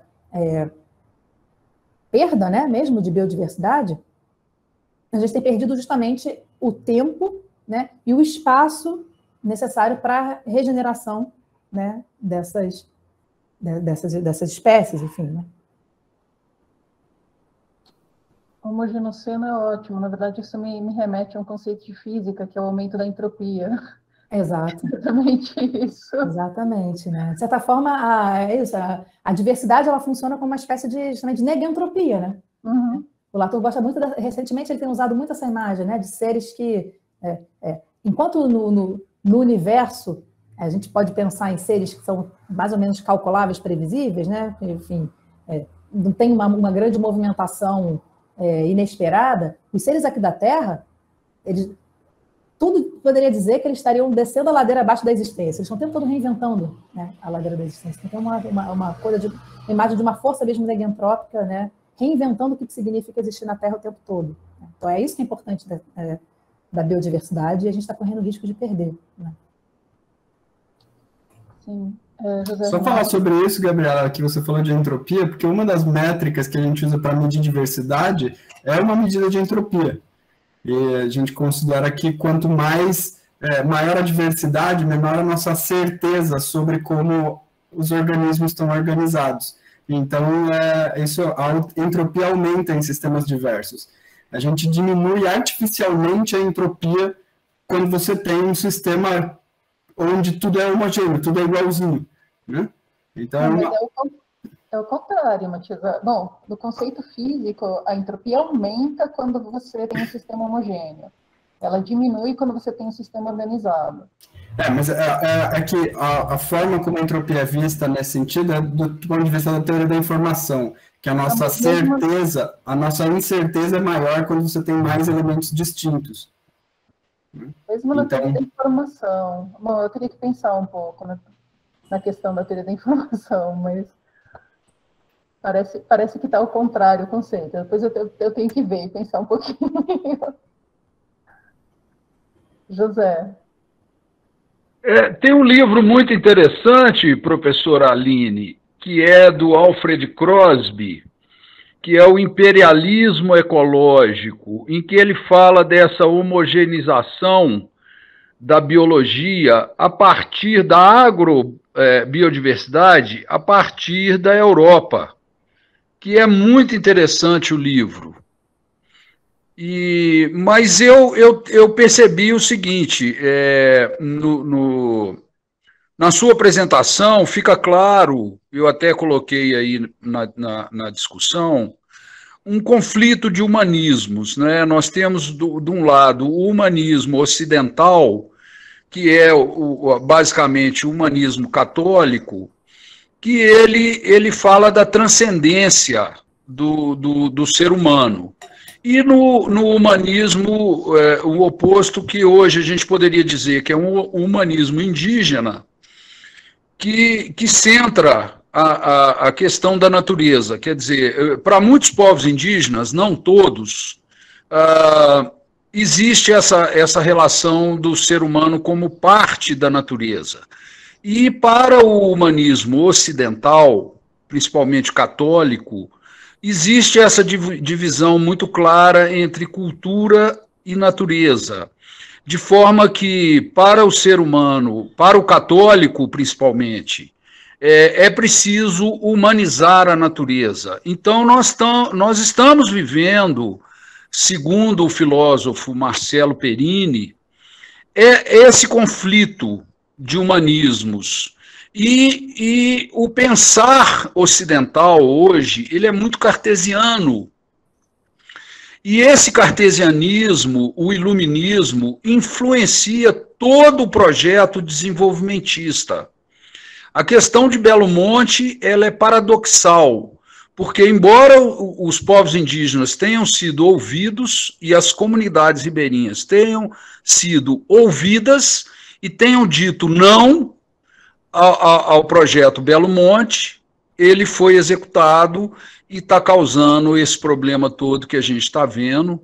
E então nós realmente estamos num impasse entre humanismos. Por isso eu acho que a sua preleção hoje, como todos aqui já disseram, Matias, a professora Gabriela, Emília, foi fantástico. Realmente é preciso, Bruno Latour é muito bacana, e realmente é preciso a gente aprofundar essa discussão ainda mais, porque nós estamos sendo liderados, como disse o Marcelo Perini, por bárbaros. Muito obrigado. Nada, eu achei ótimo você ter trazido essa questão do humanismo, né? Porque nas humanidades, a questão do humanismo, né, tá em questão, justamente, né? A gente tem discutido muito temas sobre humanidades ambientais. Eu mostrei para vocês a coisa da Donna Haraway falando de não somos humos, não somos homos, somos humos. Então, colocar a questão em termos de humanismo já é um problema, no sentido bom, né, é um problema que leva a pensar, porque, citando, por exemplo, o que diz o Viveiro de Castro sobre algumas populações ameríndias, né, lá para esses povos, onde há muito mais gente que além de humanos, né, que animais podem ser gente, né, algumas plantas podem ser gente, algumas pedras podem ser gente, né, lá onde tudo é humano, ou tudo virtualmente é humano, o humano se torna toda uma outra coisa, né?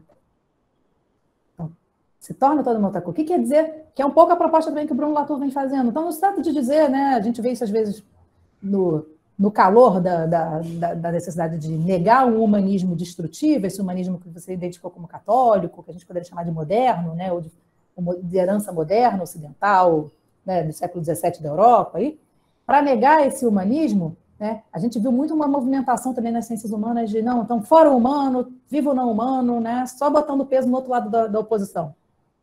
E aí o que o Latour, por exemplo, e outros têm feito e se a gente se entendesse não como humanos, no sentido de excepcionais, acima da natureza, mas como terrestres, né, que é uma forma de dizer lá onde, né, tudo é humano, ou lá onde tudo age, lá onde tudo é agente, né, o humano se torna um agente entre outros. Né? Não é para dizer que é a mesma coisa, não é para dizer que... Né? É interessante, existe uma crítica ao reducionismo biologista que talvez seja interessante para você. O autor é um espanhol, chama Jesus Ballesteros. Ele faz uma crítica ao reducionismo biologista, que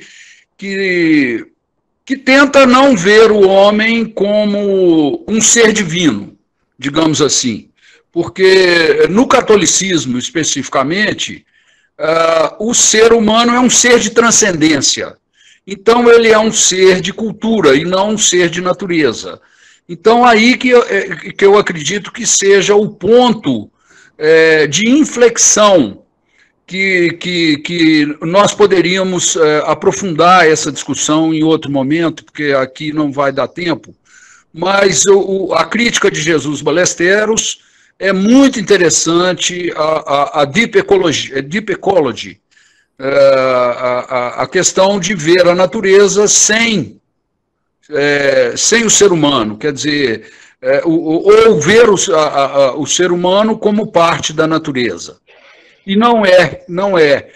Para eles, né? Para eles, o ser humano é um ser de cultura e não de natureza. Então é muito complicado, é uma questão muito complexa. Não vai dar para a gente discutir isso aqui agora, infelizmente. Sim. São muitas entradas, né? Então a gente pode pensar que justamente o diagnóstico que o Bruno Latour faz, por exemplo, é que a modernidade acaba sempre criando fazer uma manobra de camelô, né? Uma prestidigitação. Porque, por um lado, a humanidade ela está acima da natureza, né? Mas, por outro, a natureza é muito maior que nós, né? Ela nos ultrapassa. Então, dependendo do contexto, o humano vai ser aquilo que é o que controla, que tem, né, a inventividade científica, e por isso ele é o senhor da natureza, mas, ao mesmo tempo, quando dependendo do contexto, o humano vai ser aquele que não, né, a natureza é muito maior que nós. Imagina a mudança climática, não, a gente não é capaz de alterar. Então, é como se houvesse um jogo muito difícil de você, né, pegar. A imagem que eles assim, eles estão sempre se movimentando de um lado para o outro, os modernos, aí quando você grita estátua, eles se viram, né, e ficam parados, como se não tivessem se movimentado. Porque a imagem que a gente faz do humano, ela ou vinha fazendo, né, até então, ela é alimentada, como você disse, por questões religiosas, né, cristãs, sobretudo, né, católicas, mas também essa imagem vai atravessando a ideia que a gente tem de ciência, e essas coisas vão se interrelacionando. Então, quando o Latour fala, né, que a natureza é uma invenção científica, filosófica, né, vou até ler aqui como é que ele fala, natureza como invenção científica, tecnológica, religiosa. Olha, ele fala assim. Foi uma grande invenção política, religiosa, legal e epistemológica dos matter of fact. Todas essas dimensões convergiram tanto para cunhar uma certa imagem do humano, né, que, claro, vem se modificando, mas que, de certa forma, tem os mesmos contornos, né, de uma excepcionalidade, o único que tem linguagem, o único que tem intencionalidade, né, contra uma natureza que seria justamente esse reino inerte, mas que seria também uma espécie de árbitro convocado para dizer quem é que pode e quem é que não pode falar. Então, esse jogo de espelhamento entre natureza e humanidade é importante de ser lembrado também. Não é só a questão do humano, né? É que a contraparte dessa ideia de um humano excepcional, que tudo faz e tudo age, transcendente, é a de uma natureza também transcendente, né? Está acima de nós, ainda que ela seja fabricada em laboratório. Então, tem sempre esse jogo, né, do imanente do transcendente, do maior e do menor, está sendo transformado, né, enfim, na epistemologia moderna. Se alguém tiver interesse especificamente sobre essa análise, o Latour, nesse livro aqui, por acaso estou aqui, que eu estava dando aula sobre ele essa semana, o Jamais Fomos Modernos, ele fala bastante fantástico, sobre ele, né? Fantástico. E, recentemente, ele retoma essa divisão entre, né, imagens de quem age, né, num livro chamado Diante de Gaia. Então... Muito legal. Ah, que bom que você gostou. Eu estava até vendo alguém comentando alguma coisa aqui sobre coisa do relativismo, né? Que talvez fosse uma coisa que a gente pudesse conversar também, se vocês tiverem interesse. Mas, espera, eu vi que a Gabriela colocou alguma coisa aqui sobre a entropia, né? Eu estou aqui discutindo tá pesquisando, né? de entropia. Como é que a entropia entra nessa questão da biodiversidade, né? Eu tinha entendido como você, Gabriela, que assim, que quanto mais entropia, menos atividade no sistema, né? Assim, e nesse sentido, menos diversidade. Também tinha entendido como você. Mais entropia estaria associada a menos diversidade, realmente. Né? Então, mas o ponto, a gente vai entrar numa discussão sobre como medir diversidade. Mas, basicamente, vou tentar ser bem breve no que eu estava tentando explicar. É que, assim, imagina um sistema com 10 espécies, onde todas têm exatamente a mesma abundância. Todos têm 100 indivíduos. Se você for fazer um processo de amostragem, nesse sistema é muito difícil de você saber qual vai ser a próxima espécie que você vai encontrar, né? Porque todo mundo tem exatamente a mesma abundância. Então, isso está associado a um alto grau de incerteza no processo de amostragem. Portanto, maior diversidade e maior entropia quando você utiliza um método, um índice de entropia para computar diversidade. Agora, quando você tem, por exemplo, 10 espécies, mas uma tem 100 indivíduos e todas as outras têm um indivíduo só, a chance de você fazer um processo de amostragem e amostrar aquele que tem 100 indivíduos é muito alta. Então, a sua incerteza sobre o processo de amostragem diminui e a entropia diminui. Então, a entropia aplicada à noção de amostragem. É nesse sentido que a entropia é utilizada como um índice de diversidade. Entendi. Entendi. É outra aplicação, digamos assim. Outro enfoque, na verdade. Exato. Certo. Gente, eu queria até aproveitar, que eu estou olhando agora o chat também, né? Que o Zé Renato tinha comentado aqui, que os arqueólogos dizem que os humanos depredam a natureza desde que eles existem. Né? Então, isso é uma coisa... Eu vou ler um pedacinho aqui de um artigo da Isabelle Stanguers, que eu acho muito bom, porque ajuda só a tentar reforçar o ponto que eu quis dizer, né? Que claro que, sim, né? Essa devastação, né? No Holoceno havia devastação e depredação, mas o que ela diz é o seguinte: o dano, né, ou até a ferida causada na Terra não é algo que nós estamos agora descobrindo, né? O caráter duradouro disso que a gente está vivendo é realmente impressionante, mas a depredação, a exploração, a perda, são palavras com as quais a gente já está acostumada. E elas podem concernir tanto ecossistemas, né, quanto todos os povos, né, nessa terra que justamente não estavam cientes de que pertenciam a uma espécie chamada homem ou homo sapiens, aquele trecho que eu li para vocês, né? Mas, ao contrário, o que nós aprendemos agora sobre a velocidade e a possível irreversibilidade das mudanças climáticas que estão vindo, né, cria toda uma nova situação. O homem, entre aspas, nós percebemos, não foi apenas abusivo, como também brincou de aprendiz de feiticeiro e pode ter provocado uma resposta espetacular, awesome, né? Resposta de alguma coisa que não pode mais ser tratada como uma mera vítima. Alguma coisa, né? Porque ela reage, né? Porque ela tem um poder muito maior que nós, né? Alguma coisa que dá todo um outro sentido, né, ao poderoso ser, né, que James Lovelock e Lynn Margulis batizaram Gaia. Né?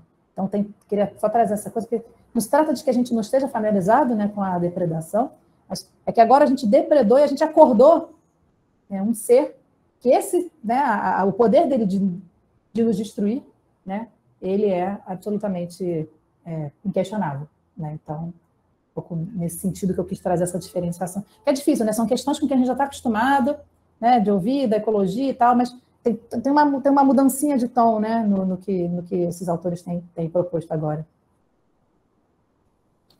Emília?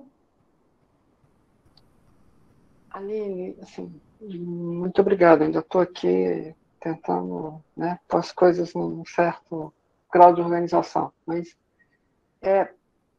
pela primeira vez a gente pode talvez dizer que vamos caminhar para um novo paradigma, mesmo na sociedade ocidental, finalmente. Né? É tempo? Vai dar tempo? Você acha que a gente vai dar tempo de fato de entrar nesse novo paradigma e ainda existir nesse planeta? A pergunta. A pergunta. A gente está, assim, a gente acabou de sair de uma COP26, uma coisa muito esquisita, porque todos os cartazes oficiais diziam em parceria com a Itália, devia ser em Glasgow e Roma, né? Porque não era nem a Itália e a Escócia, era Glasgow e Roma. E enquanto em Roma a grande discussão que eles nos informaram tinha a ver como é que a gente impede a migração de acontecer, sendo que 60%, no mínimo, hoje dizem que de 60% a 70% dessa migração tem a ver com a questão ambiental, com a emergência climática. Do outro lado, lá em Glasgow, a grande questão é a gente tem que parar de falar de emergência climática e falar em justiça climática, que são duas discussões praticamente antagônicas. Né? E um fato interessante, que os tais 176, né, 177, porque o Bolsonaro foi para um lado e não foi para o outro, mas os 176 que estiveram em Glasgow, primeiro passaram 3 a 4 dias em Roma e só um dia em Glasgow. Então, como é que você percebe, assim, acho que você está lidando com uma coisa de mudança de mentalidade, né? A filosofia tem uma questão além dessa de pensar gestão, de pensar sobrevivência. Né? Como é que você acha que essa proposta conceitualmente de ter um novo paradigma, como que você acha que isso de fato vai acontecer nessa situação que a gente tem, que sim, 2020 foi como se a Terra tivesse nos dado um espaço para a gente entender, olha, não é possível, né? 2021 foi uma coisa para dizer business as usual é muito mais legal. Então, como é que você se sente nessa situação como filósofo? É uma pergunta excelente, porque, né, é difícil responder. queixas que, se a gente olha para a conjuntura, né, e olha, né, resultado da COP, assim, a gente fica sem esperança, né, de que a gente vai aprender a lição. Assim, ainda que, né, muitos analistas estão querendo dizer, não foi um verdadeiro fracasso, né, alguma coisa se estabeleceu ali, se produziu, mas a questão é que, né, a gente, justamente, como você perguntou, a gente não tem muito tempo. Né? O antropoceno é como se fosse essa espécie de compressão no tempo e no espaço, né? A gente não tem mais os 4 planetas que serão necessários, né, para o nosso desenvolvimento, e a gente também não tem mais o tempo, a gente tem que começar a agir, tinha que ter começado a agir ontem, né?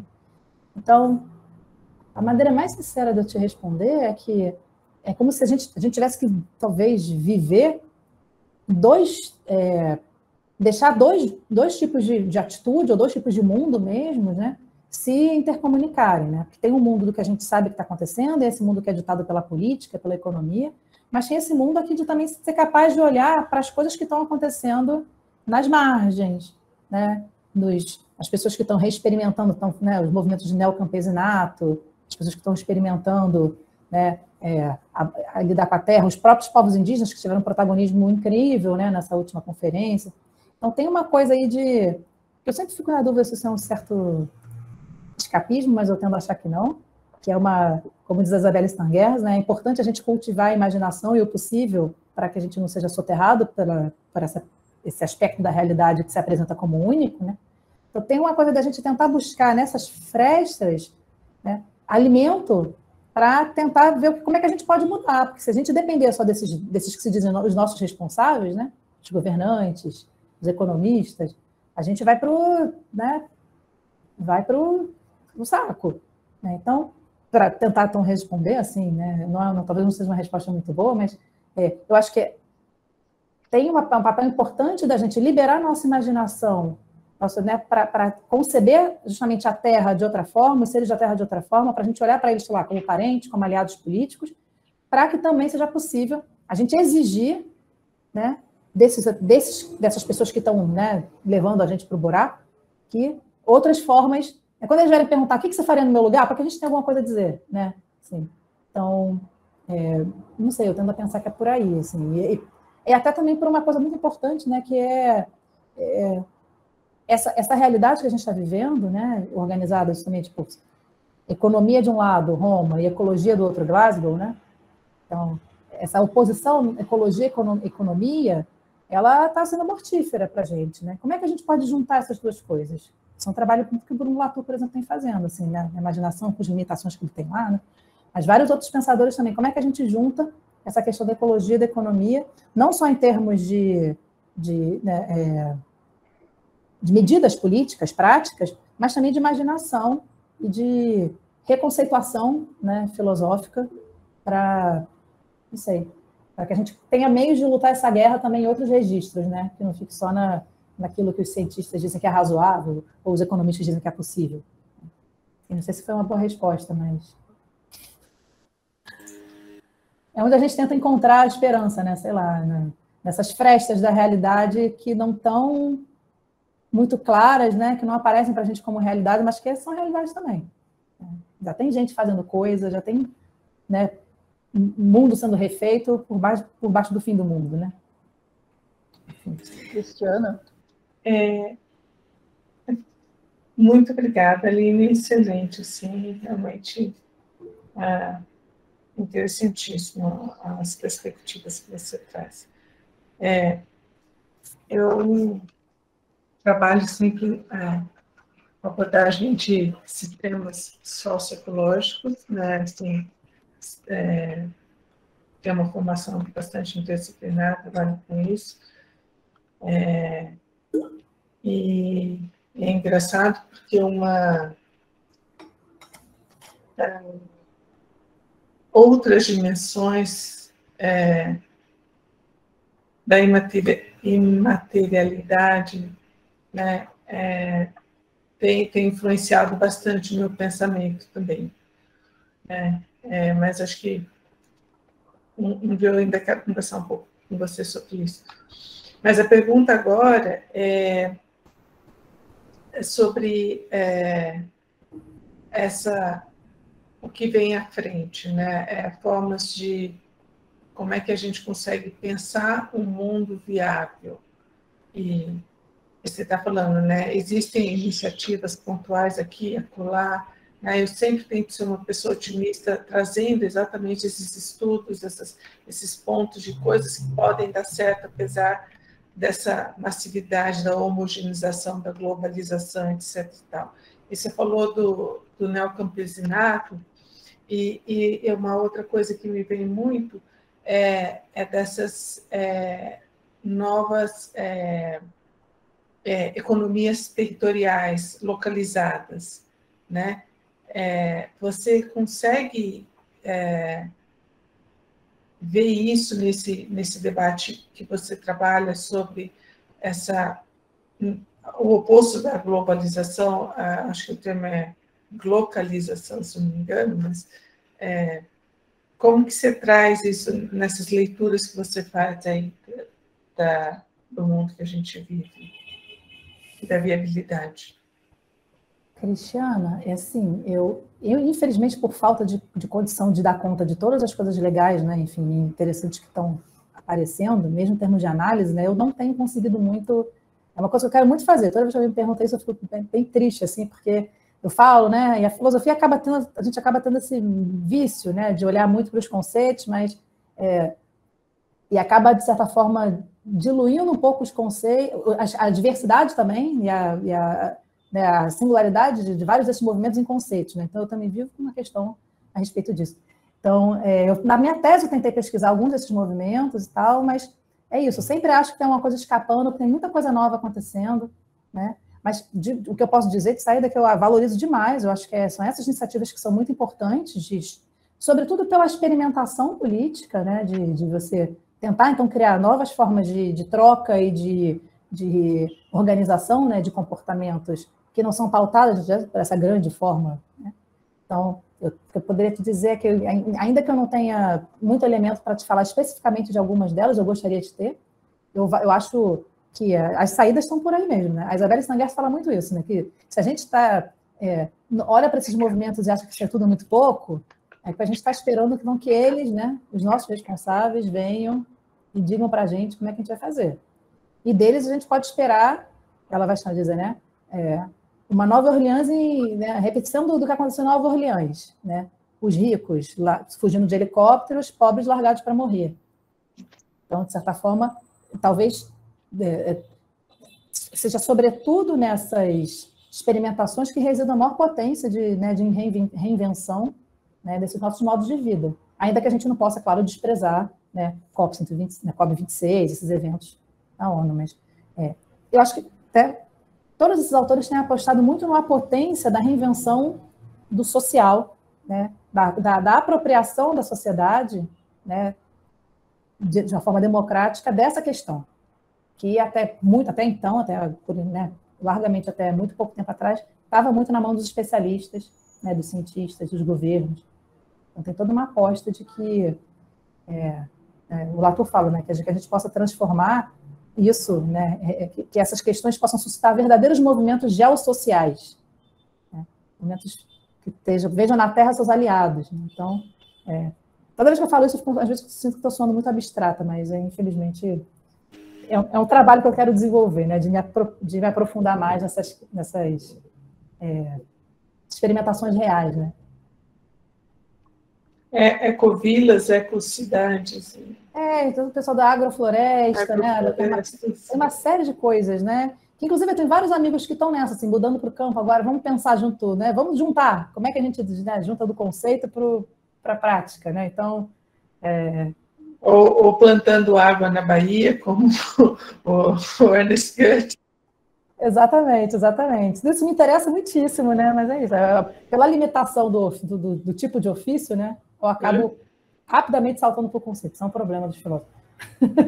Gente, a Simone quer perguntar alguma coisa e a gente já está chegando ao final da aula. Então, Simone, pergunta aí. Eu vou ser muito rápida. Eu queria agradecer, Aline, pela tua fala. Eu estou pensando um monte de coisas aqui que a tua fala acabou suscitando. Você acha... E aí a minha pergunta é, com com base em tudo isso, né, a gente passa nessa construção da sociedade que foi domesticada pelos cereais, pelo ambiente, por tudo, né? Que você só consegue isso enquanto espécie, né? Enquanto uma sociedade, não enquanto indivíduo, né? Embora essas forças atuem no indivíduo, a consequência é na sociedade. Se a gente tiver uma retomada para um estilo de vida em que o social, em que as coisas mais socializadas prevaleçam em detrimento das individualizadas, por exemplo, eu fico pensando naqueles banhos públicos que tinham, que os romanos tinham e faziam em todos os lugares, enfim, essas coisas mais coletivas. Talvez a gente tenha uma saída. Eu acho que, sem dúvida, passa por uma ressocialização aí de várias coisas, né? A imagem do indivíduo, né, e do humano, né? Não sei se a pessoa que tinha perguntado sobre o humano ainda está aqui. Ela acaba também, né, estando muito associada a essa ideia de uma humanidade, um indivíduo, né, definido pelos contornos do seu corpo, né? Essa imagem que a gente tem do humano acaba evocando esse tipo de segregação, né, que, de alguma forma, acaba refletindo, né, nessa divisão, mas, ao mesmo tempo, é isso. A gente tem que pensar, assim, acho que formas de maior coletividade, mas estendendo esse coletivo justamente para mais que humanos, né? Porque se a gente tem que pensar, sei lá, o Chakrabarty fala muito sobre isso. Se a gente fosse, sei lá, tiver um sistema socialista, né, bastante mais preocupado com as questões sociais, mas ainda dependente de combustíveis fósseis, né, ainda baseado na exploração de recursos, né, mineração, a gente poderia talvez estar até pior. Então, né, pensar no social, em justiça social, em mais coletividade, é muito importante, mas não basta, né, é importante que a gente pense justamente numa sociabilidade que inclua esses outros seres dos quais a gente depende para existir, né? Então, os nossos irmãos, os nossos parentes, teriam que se tornar também os seres da Terra, né, a atmosfera, o dióxido de carbono, né? Então, passa talvez por essa... Não bastaria só... Né? Isso é uma coisa interessante, né? Porque é isso, a gente tem... As respostas pareciam mais ou menos apontadas, né? Então, o problema do individualismo a gente vai resolver com mais, né, um foco mais no social e no coletivo, né? Mas se esse foco for ainda, né, calcado em combustíveis fósseis, né, a gente também não vai resolver muito o problema. Então, são muitos níveis, né, outro nível de coletividade que a gente tem que ser capaz de imaginar e produzir, né? Certamente, sem dúvida, a justiça social vai ajudar muito se a gente quiser ter força e autonomia, né, para exigir e reivindicar, né, novos modos de existência, né? Se quiser falar assim. Super obrigada, Aline. Nada, que isso. E Matias, obrigada também, viu? Muito bom. Muito Parabéns. bom. Muito grata, Matias. Muito obrigada pela excelente aula, e todo mundo vai ficar pensando agora no final de semana. Que bom, isso é bom, né? Vou mandar para o Matias, então, essa apresentação, e se vocês quiserem também os materiais que me baseei para montar a apresentação. E eu deixo também meu e-mail, vou deixar até aqui já. Que aí, se alguém quiser conversar, ou trocar uma ideia, eu adoro falar dessas coisas, então.